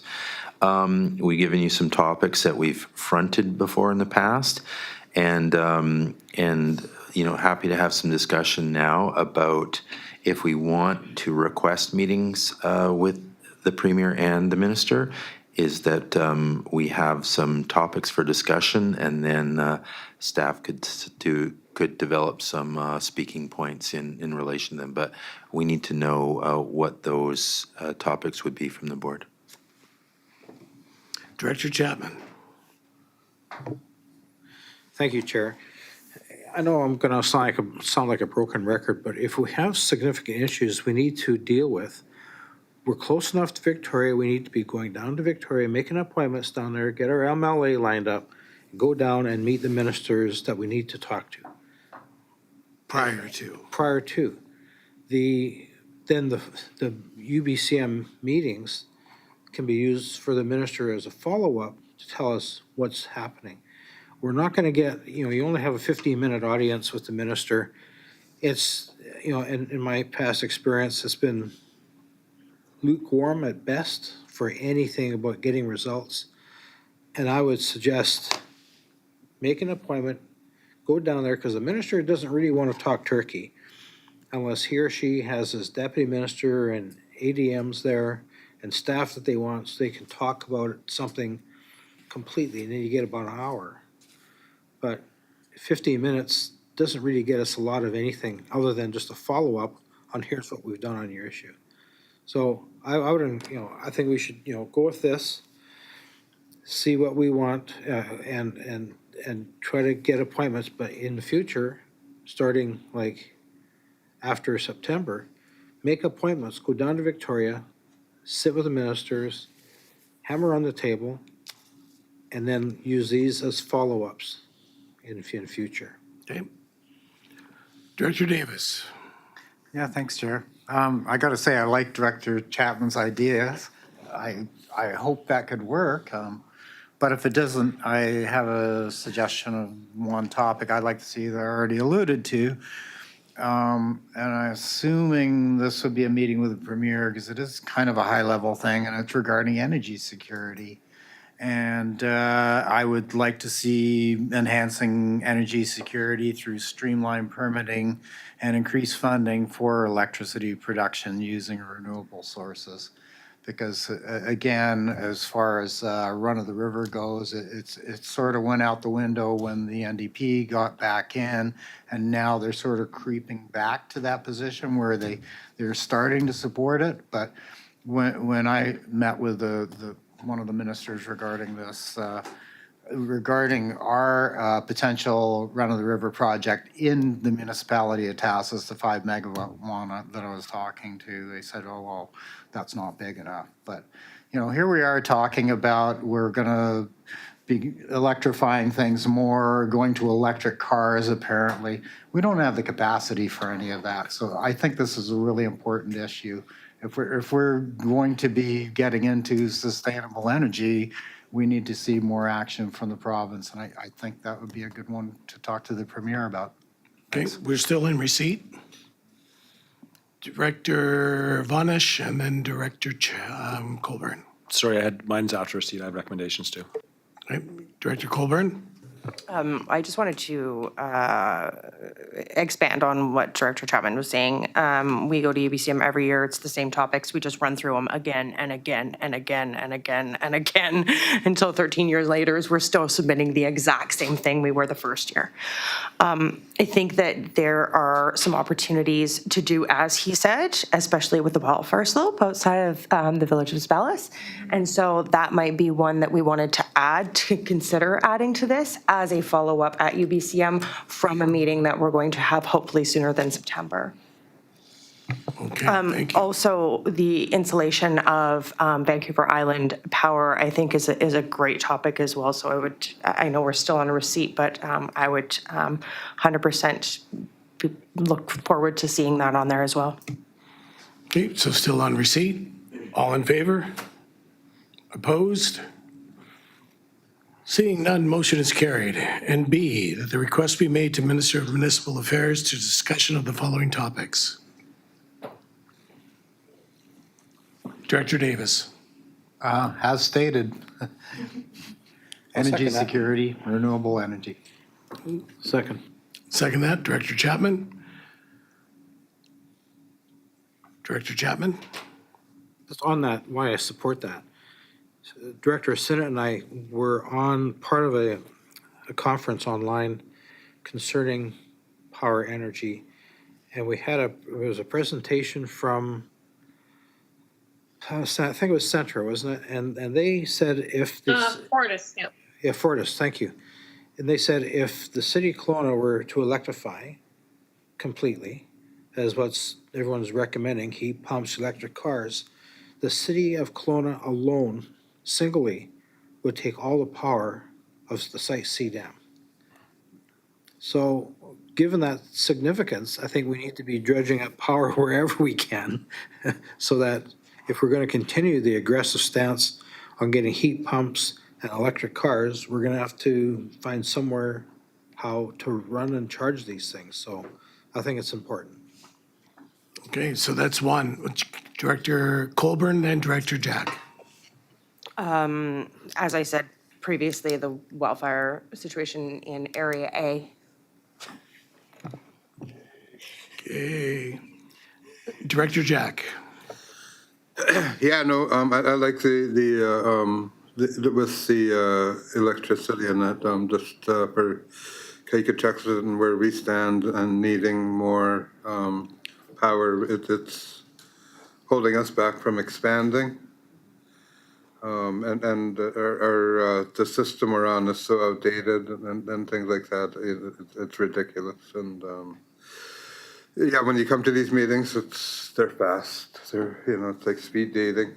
I've been to several of them, and so getting there with the point you want to get across and things like that, and like was suggested a meeting before. This has worked quite well for us as a treaty nation, and meeting prior to the original meeting, and then you can lay out your how are you going to go about it and things like that. Thank you. Okay, thank you. So we got 1 and 2. Director Rice. Thank you, Chair. Just one thing that I think is important because it does come up for a couple of the electoral areas, and that is the deficits that we're going to be facing over infrastructure. Area D's got a fairly big bill coming due at some point, and I think Quadra's got the same issues. So does Sayward. Yep. So I think that that's an important item too. Excellent. Go ahead, Director Marwini.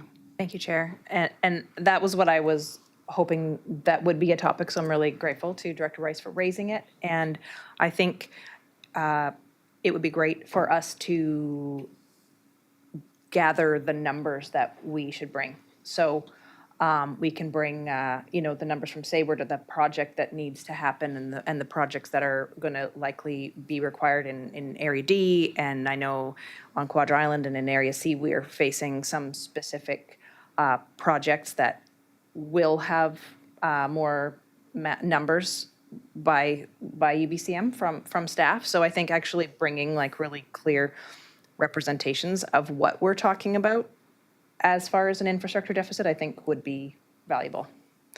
Thank you. Director Sinnott. Yeah, thank you, Chair.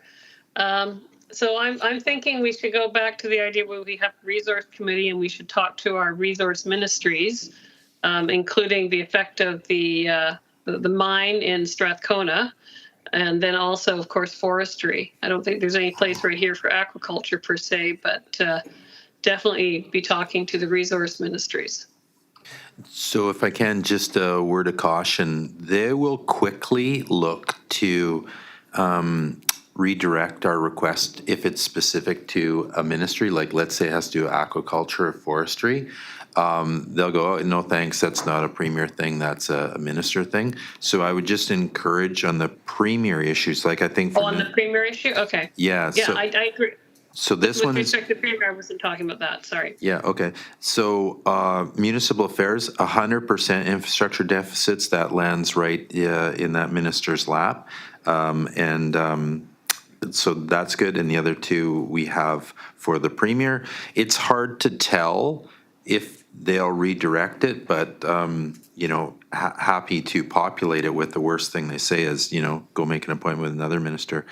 And the other thing is, there are 15 minutes, as we know, maximum 3 topics. You don't have to have 3 topics, right? So if we want to focus on infrastructure deficits, which I think are significant in all our areas, including the city, that, maybe we consider for municipal affairs, that's the only thing we talk about, because we could populate 15 minutes there quite easily. Not now, if you have others, I don't want to limit that, but I'm saying it is. And I talk to my colleagues across the province, it is critically important. The infrastructure deficits that we're having and the cost of things nowadays, it's insurmountable for communities, and somebody's got to come up with a solution. Director Colburn. The reason that I wanted to add the Svellis Area A slope mitigation is because that's a multi-ministerial issue. So if that's for the premier, that's great. If he could motivate his ministers, then that would be fantastic.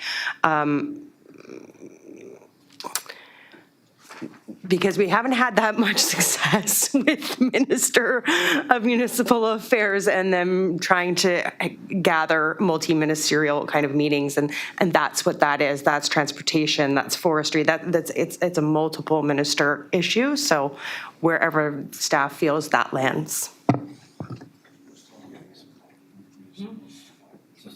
Okay, so we have, let's just to recap here, municipal affairs. I would say municipal affairs, we have infrastructure deficits, and for the premier, we have the wildfire area A. I don't know if we want to broaden that just to wildfires or just specific area A, and energy security, renewable energy for the premier. Okay. Director Chapman. And just while Director Chapman's thinking here, the deadline is June 21st, which will be before our next board meeting. So what staff will do, we'll take these and we'll create as much background information as we can based on the discussions and the history of these issues, and provide a sample of the briefing and see if we get accepted. Okay. Director Chapman. Thank you, Chair. Just to Director Colburn's statement, the city recently had a joint meeting with the Ministry of Environment and Minister of Housing to explain how they brought on these policies, and then they haven't thought them through. And there's hurdles that other ministries have to accomplish, or sometimes their own ministry to accomplish, in order for us to get approval in place for housing developments. So, the province comes up with these rules, and then their own ministries are not lined up to be responsive or to deal with these issues. So sometimes, if there's multiple ministers involved, getting a separate meeting is, because you won't get a combined meeting at UBCM. But if it's a combined meeting we need, then we need to go down separately.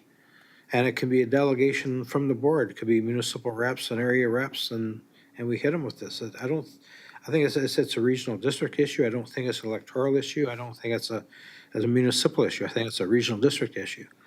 And we need to be united on those when we deal with the minister or ministers. But I think if we have a significant problem, try and get these two ministers together and meet. Director Vonish and then Director Mawhinney. Thank you, Chair. I think this is a request for the Premier. I would love to discuss an opt-in for a vacancy tax. I think we need to really look at creative ways to generate revenue for housing in our area, and the opt-in model allows electoral areas, municipalities to choose if they want to opt in.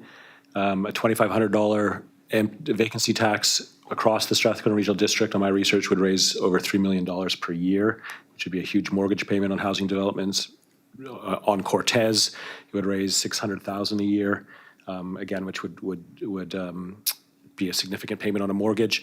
The current model for the vacancy tax is 0.5% of property value. I would like to see an opt-in for 0.25, which I think is very reasonable and would really add a great revenue source for us to get some things done. Thank you. Director Mawhinney. Thank you. I just wanted to speak to the item. It sounded like maybe it was being called wildfire on the conversation, and I'm hoping that we're going to be specifically talking about the slope stability issue and the intersection of three different ministries and how the village of Zabalas is really suffering as a result. Okay, thanks for that. So what is it? I thought I heard wildfire. I said wildfire, but it's slope mitigation. It's the same. And as I said, I think that being a follow-up from the meeting that we are planning to have in Victoria already, that's already underway, depending on the MLA's attendance, would be great. Okay. So that's everything? Okay.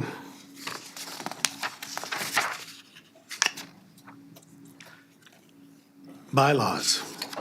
No? Did we vote on the motion for that? I don't think so. We have, so by my list, we have 3 for the Premier and 1 for the Municipal Affairs, and which is fine. So again, I have slope stability, slope mitigation, energy security, and vacancy tax for the Premier, and infrastructure deficits for Municipal Affairs.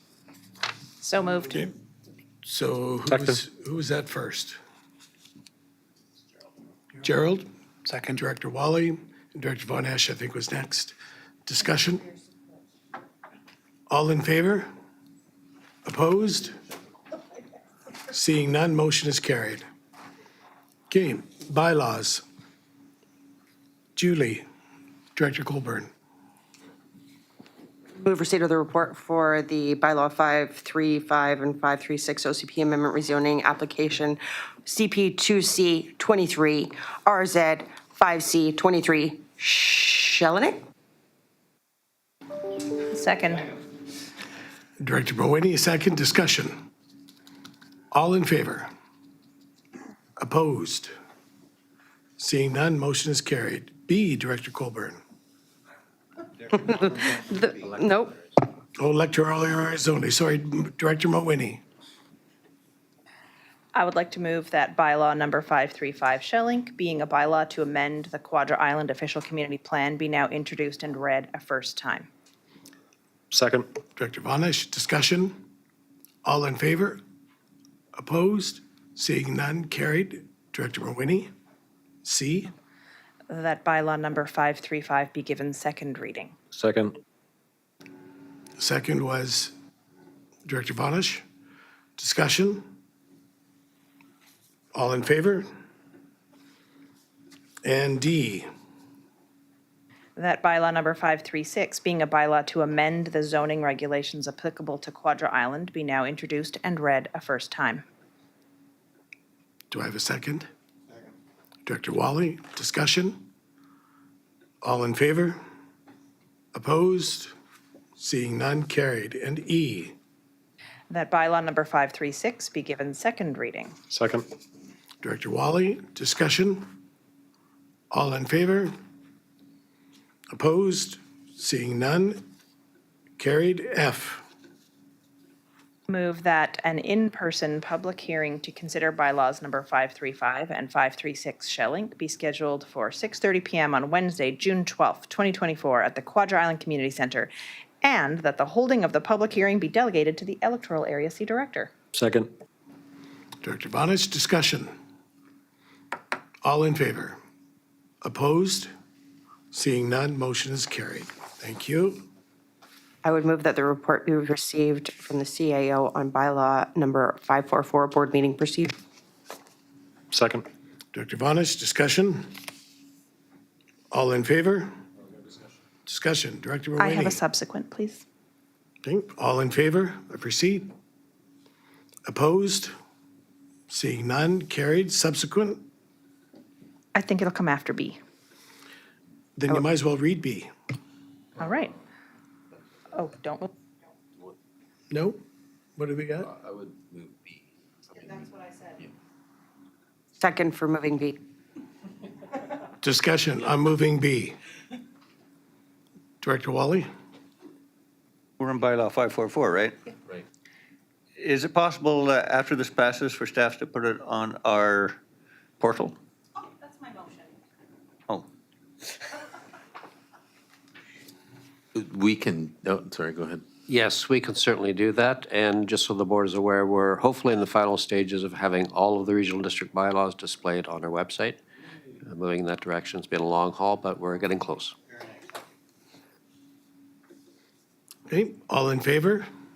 Opposed? Seeing none, motion is carried. Okay, May I have my subsequent, Chair? absolutely. We'll put it on the portal there. Yeah, Okay, Yeah. great. Thank you. Okay. Director Von Esch, Number 3, bylaw number 550, Cortez Community Housing Society funding request. I'd like to move that A, that the report from the CAO be received. Second. discussion? All in favor? Opposed? Seeing none, motion is carried. I'd like to move that bylaw number 550, being a bylaw to authorize entering into an agreement respecting the use of community works funds for the Rainbow Ridge Housing Project, be now introduced and read a first time. Director Welly, discussion? All in favor? Opposed? Seeing none, carried. I'd like to move that the rules be suspended and bylaw number 550 be given second and third readings. Second. Director Mawini, discussion? All in favor? Opposed? Seeing none, carried. I'd like to move that bylaw number 550 be returned for consideration of adoption following receipt of written consent from the Director for Electoral Area B. Second. Director Mawini, discussion? All in favor? Opposed? Seeing none, carried. You want to do 4? You're on such a roll. Number 4, bylaw number 551, Cortez Island Solid Waste Collection Fees. I'd like to move that the report from the CAO be received. Second. Director Mawini, discussion? What was that, Director Colburn? I'm sorry. Discussion? All in favor? I'd like to move that bylaw number 551, being a bylaw to amend the rates for the use of the Cortez Island Solid Waste and Recyclable Materials Collection System, be now introduced and read a first time. Second. Colburn. Got it. Discussion?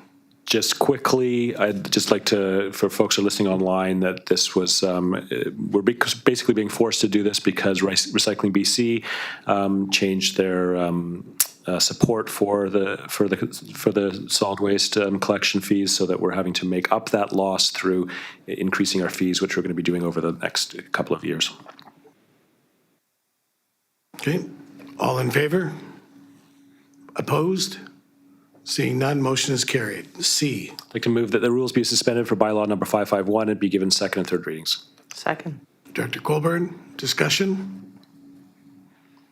All in favor? Opposed? Seeing none, carried. I'd like to move that bylaw number 551, being Cortez Island Solid Waste Collection Rates and Regulations bylaw 2022, amendment number 1 be reconsidered, finally passed and adopted. Second. Director Colburn, discussion? Opposed? All in favor? Motion is carried. Director Wally, you want to take 5? Bylaw number 554, Managed Bay Area Zoning Bylaw Amendments, that the report from the CAO be received. Second. Director Von Esch, discussion? All in favor? Opposed? Seeing none, carried. Electoral areas only. I'd move that bylaw number 554, being a bylaw to amend the zoning regulations applicable to the Managed Bay area, be now introduced and read a first time. Second. Director Mawhinney, discussion? All in favor? Opposed? Seeing none, motion is carried. C. Move that the rules be suspended and bylaw number 554 be given second and third readings. Second. Director Mawhinney, discussion? Electoral areas only. All in favor? Opposed? Seeing none, carried. Finally, I move that bylaw 554, being Managed Bay Area Zoning Bylaw 1996, amendment number 13, be reconsidered, finally passed and adopted. Second. Director Mawhinney, discussion? All in favor? Opposed? Seeing none, motion is carried. Quadra Island, back to Robin Mawhinney. Okay. I would like to move that the report from the Chief Administrative Officer be received. Second. Director Von Esch, discussion? All in favor? That's everybody? Opposed? Seeing none, motion is carried. All electoral areas only on this. B. That bylaw number 555, being a bylaw to amend the zoning regulations applicable to Quadra Island, be now introduced and read a first time. Second. Director Von Esch, discussion? Director Mawhinney? Thank you, Chair. In case there are folks listening, I just want to let them know that the reason that these bylaws are being discussed here and haven't gone to a public hearing is because they are mandatory from the province. So there is no provision for a public hearing on these ones. Thank you. All in favor? Opposed? Seeing none, is carried. All electoral areas only. C. That the rules be suspended and bylaw number 555 be given second and third readings. Director Wally, discussion? All in favor? Opposed? Seeing none, carried. D.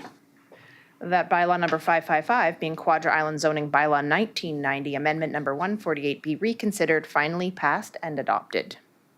Second. Director Von Esch, discussion? All in favor? Opposed? Seeing none, carried. Director Rice. Thank you, Chair. I'd like to move bylaw number 556, electoral area D zoning bylaw amendments, that the report from the Chief Administration Officer be received. Second. Director Colburn, discussion? All in favor? Opposed? Seeing none, motion is carried. B.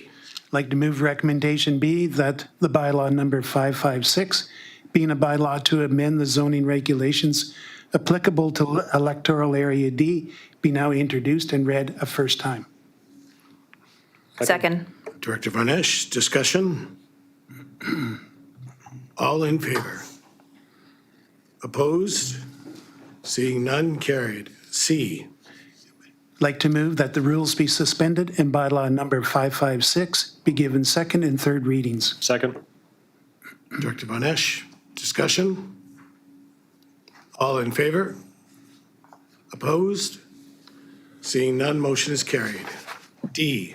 That bylaw number 556 being Campbell River Area Zoning Bylaw 1991, amendment number 74, be reconsidered, finally passed and adopted. Second. Director Mawhinney, discussion? Should that read being area D? area zoning bylaw, not Campbell River on that last one? No. Okay, thanks. There you go. Simple answer. No. All in favor? Opposed? Seeing none? Carried. Director Wally, you're up. Number 8, bylaw number 558, electoral area noise control, that the report of the CAO be received. Second. Director Colburn, discussion. Electoral areas only. No, I lied. Sorry, it's all good. All in favor? Opposed? Seeing none, carried. Move that bylaw number 558, being a bylaw to amend the noise control regulations applicable to electoral area A, be now introduced and read a first time. Second. Director Colburn, discussion. All in favor? Opposed? Seeing none, motion's carried. And I move that the rules be suspended and bylaw number 558 be given second and third readings. Second. Director Colburn, discussion. All in favor? Opposed? Seeing none, carried. Finally, I'd move that bylaw number 558, being electoral area A noise control law, bylaw 2023, amendment number 1, be reconsidered, finally passed and adopted. Second. Director Colburn, discussion. All in favor? Director Mawhinney, you're all in favor. Okay, just checking. Just checking. Opposed? Seeing none, motion is carried. Director Mawhinney. Bylaw number 559, disposition of Port Neville Wharf Facility, that the report from the Chief Administrative Officer be received. Second. Director Bonesh. If I can, Mr. Chair, I think we're done with Area A bylaws. Apologize for so many on this agenda there. I think that's the first time we've had 2 in one meeting, 10 years.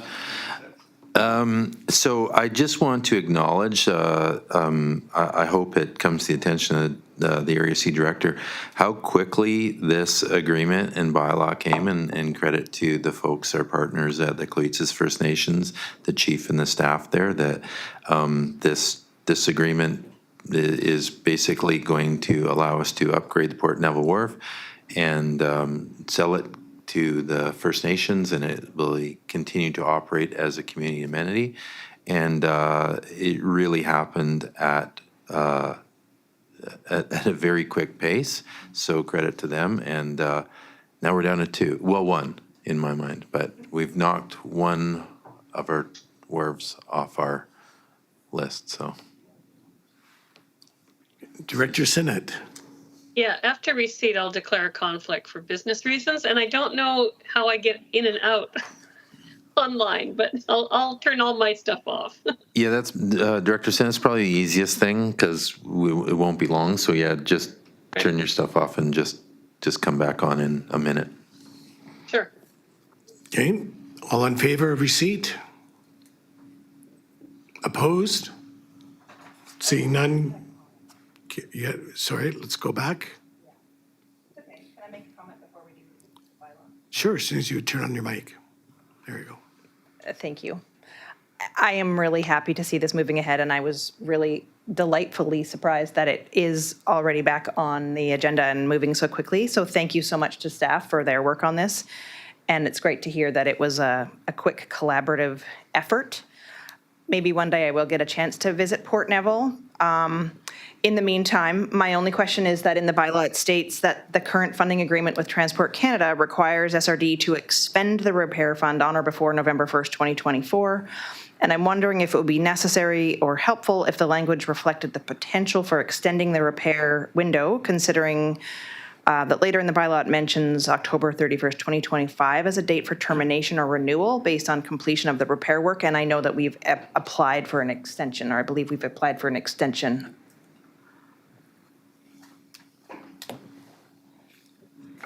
Okay. Through the chair to the board, just to confirm that yes, the application has been made. We're still waiting to hear back from them, and we will be happy to amend that if it's required. Yeah. Mr. Chairman, if I may, to amend the bylaw would mean amending the agreement attached, which means going back to Coetzee's, I believe, and getting them to sign off on the amendment, which would potentially delay the process. So I'm not sure it's really needed in the agreement. It is understood, I think, by all parties, there is a possibility that an extension will occur. Thank you. That is what I was wondering about. Okay. So we still on receipt? I voted on receipt, didn't he? Okay, B, please. I will move that bylaw number 559, being a bylaw to authorize the disposition of the Port Neville Wharf facility, be now introduced and read a first time. Director Wally, discussion? All in favor? Opposed? Seeing none, motion is carried.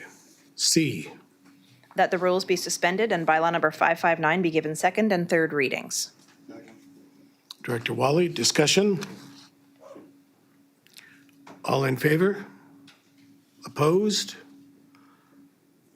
Seeing none, motion is carried. D, That bylaw number 559 be returned for further consideration following the conclusion of the public notification process.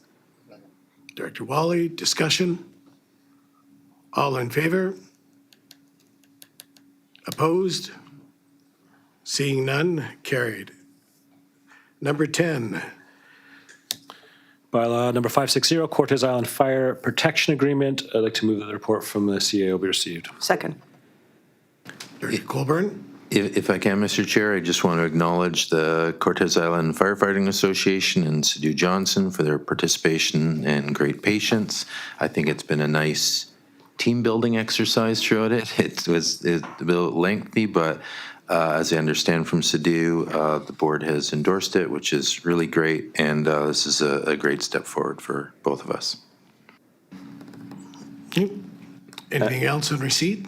Yeah, and if I can add to that, yeah, it has been a year and a half, and I'm just really grateful to staff, the Cortez Island Firefighters Association, and this board for getting us here.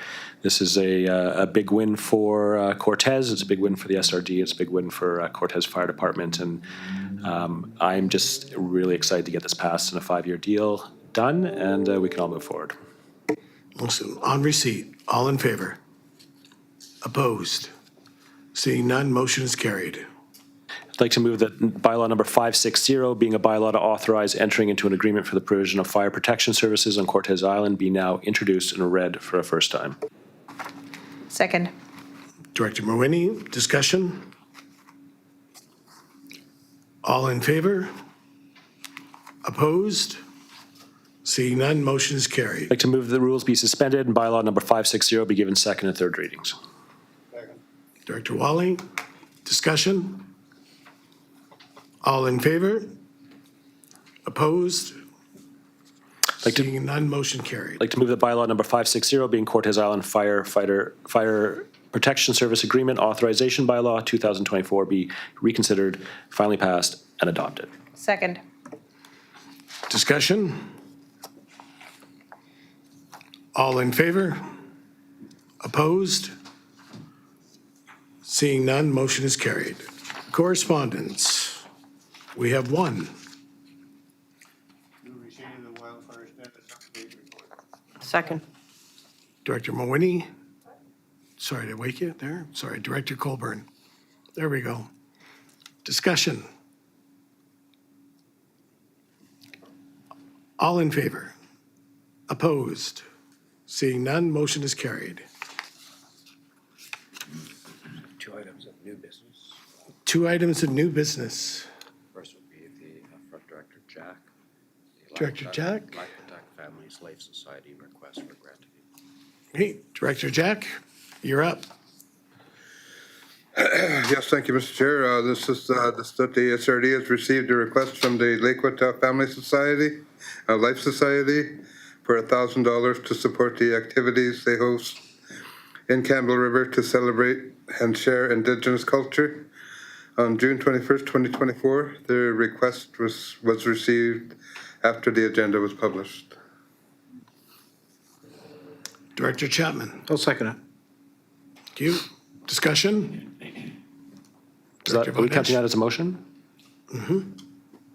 Yeah, yes, I believe it was, yeah. Yep. Discussion? Director Mawhinney? I'm a big fan of and love the race that happens every day or every Indigenous Peoples' Day, and I'm completely in support of this. Mr. Yates. Mr. Chairman, I wonder if it would be appropriate in the board's mind to make that subject to receipt of a written request, which I understand is being prepared, we just have not received it yet. I'll make a friendly amendment to add upon receiving a formal request to that motion. Okay. I'll Further second that. discussion? All in favor? Opposed? Seeing none, motion is carried. Thank you. Director Van Esch. Thank you, Chair. Just wanting to bring a new item to the board's awareness, and I'm hoping to get some movement on it. There is a airstrip on Cortez Island on a piece of land that's been there for a long time. A new buyer bought the land and has since been upgrading the runway significantly. You know, I've heard numbers of 1,000 gravel trucks. They're paving it. And there's a big concern from the community regarding safety issues, what kind of planes can now land, frequency of planes that can now land, whether they need permission from the owner to be able to land, and also just sort of a general concern around further gentrification of Cortez Island as it becomes more accessible. So there's a lot of questions that are coming to me for the community around this. I don't have the answers, and would really love staff support to engage with Transport Canada and just inform the board on what the rules are around safety and frequency and plane size. And I have a motion as well. Thank you, Edith. Director Chapman. Chair Baker, I think if it's a private runway, then the safety requirements are going to be based on the length of the runway, and the length of the runway is going to dictate the size of the aircraft. And it's not landing, it's takeoff. So to make it simple, if you had a two-engine aircraft to take off, you have to take a rotation for one engine, then take off. So that's why the length of the runway is important. It's for takeoffs, not landing. Right. So if it's a private runway, as long as they meet Transport Canada requirements for the aircraft operation and the operator of the aircraft has insurance to fly into that strip, and I assume it's going to be a paved runway or maybe just a gravel runway, but I don't think we have a lot of input onto it. The Aeronautics Act and the regulations related to it dictate what happened. Yeah, I appreciate that. Thank you. And I think the concern is that it's being upgraded and changed from what it was before. And there's concern in the community around what that exactly means. And I'm just asking, have a motion that that staff just call up Transport Canada and answer some of these questions so we can alleviate some of the fears and then have the community understand exactly what's happening. Director Chapman.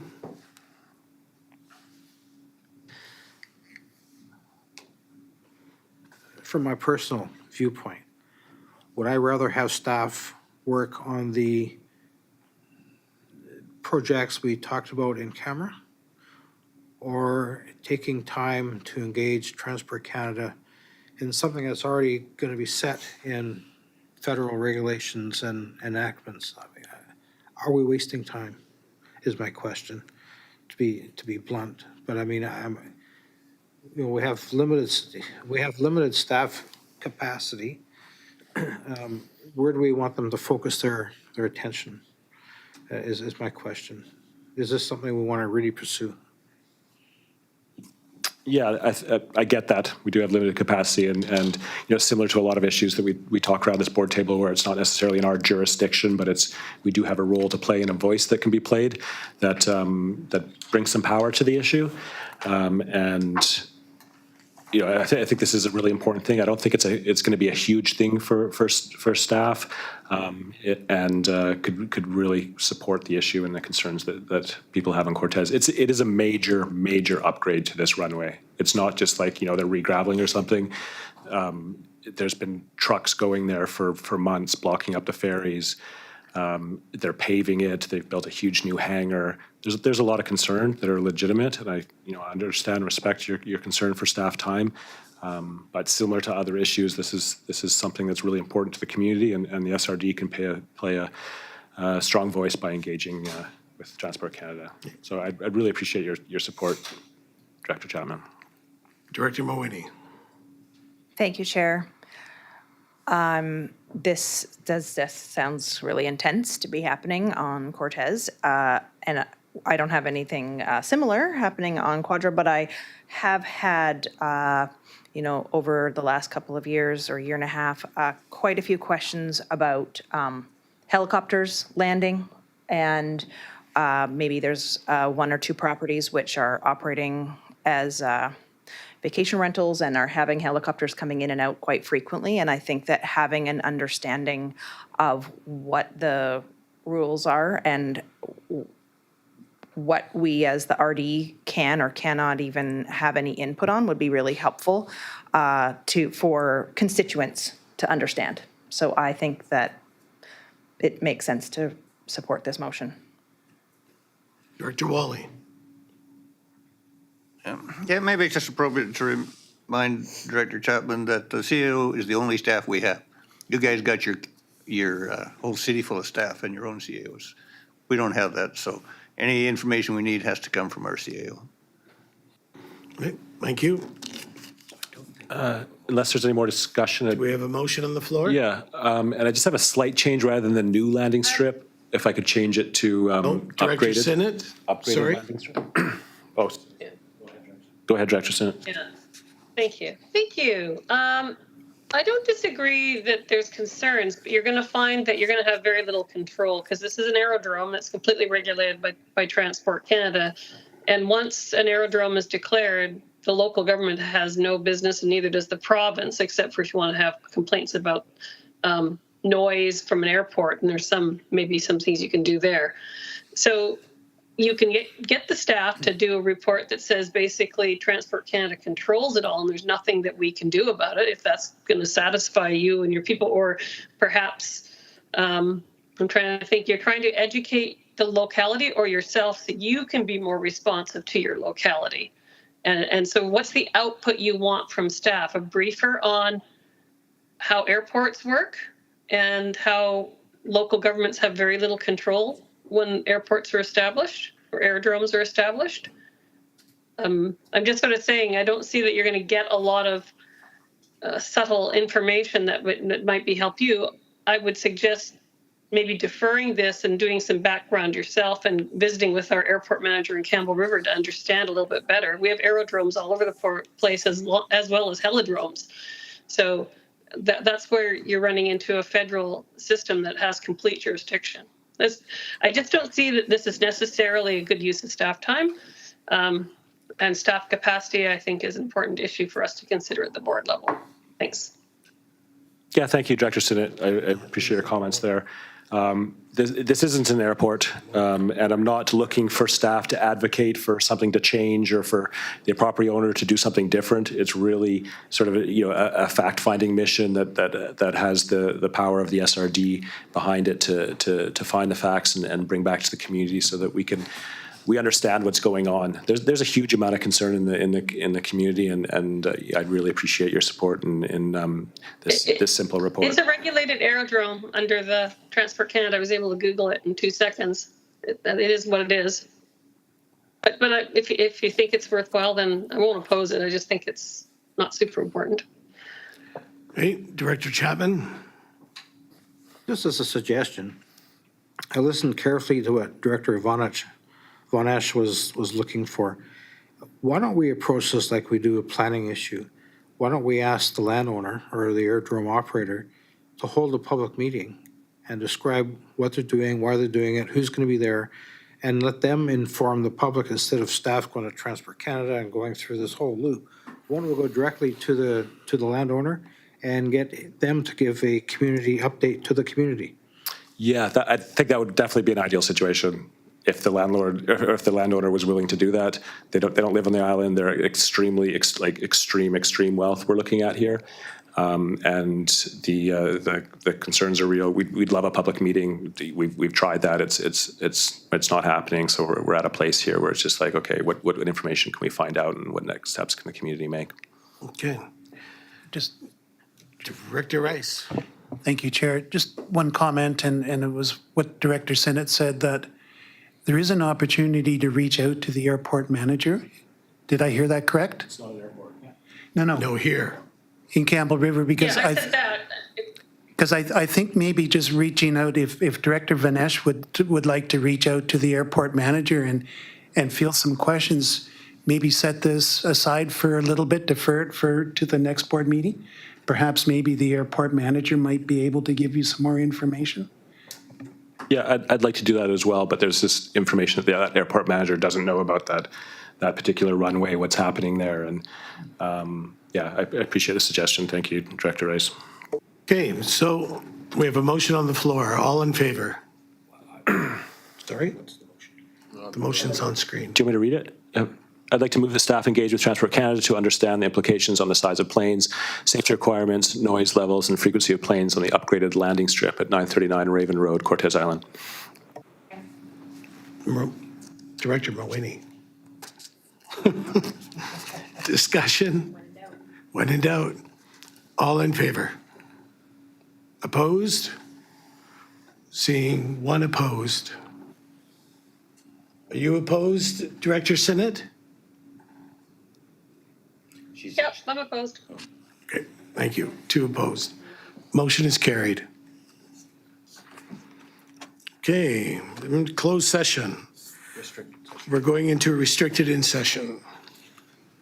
So everybody except Edith and our CAO and our CO.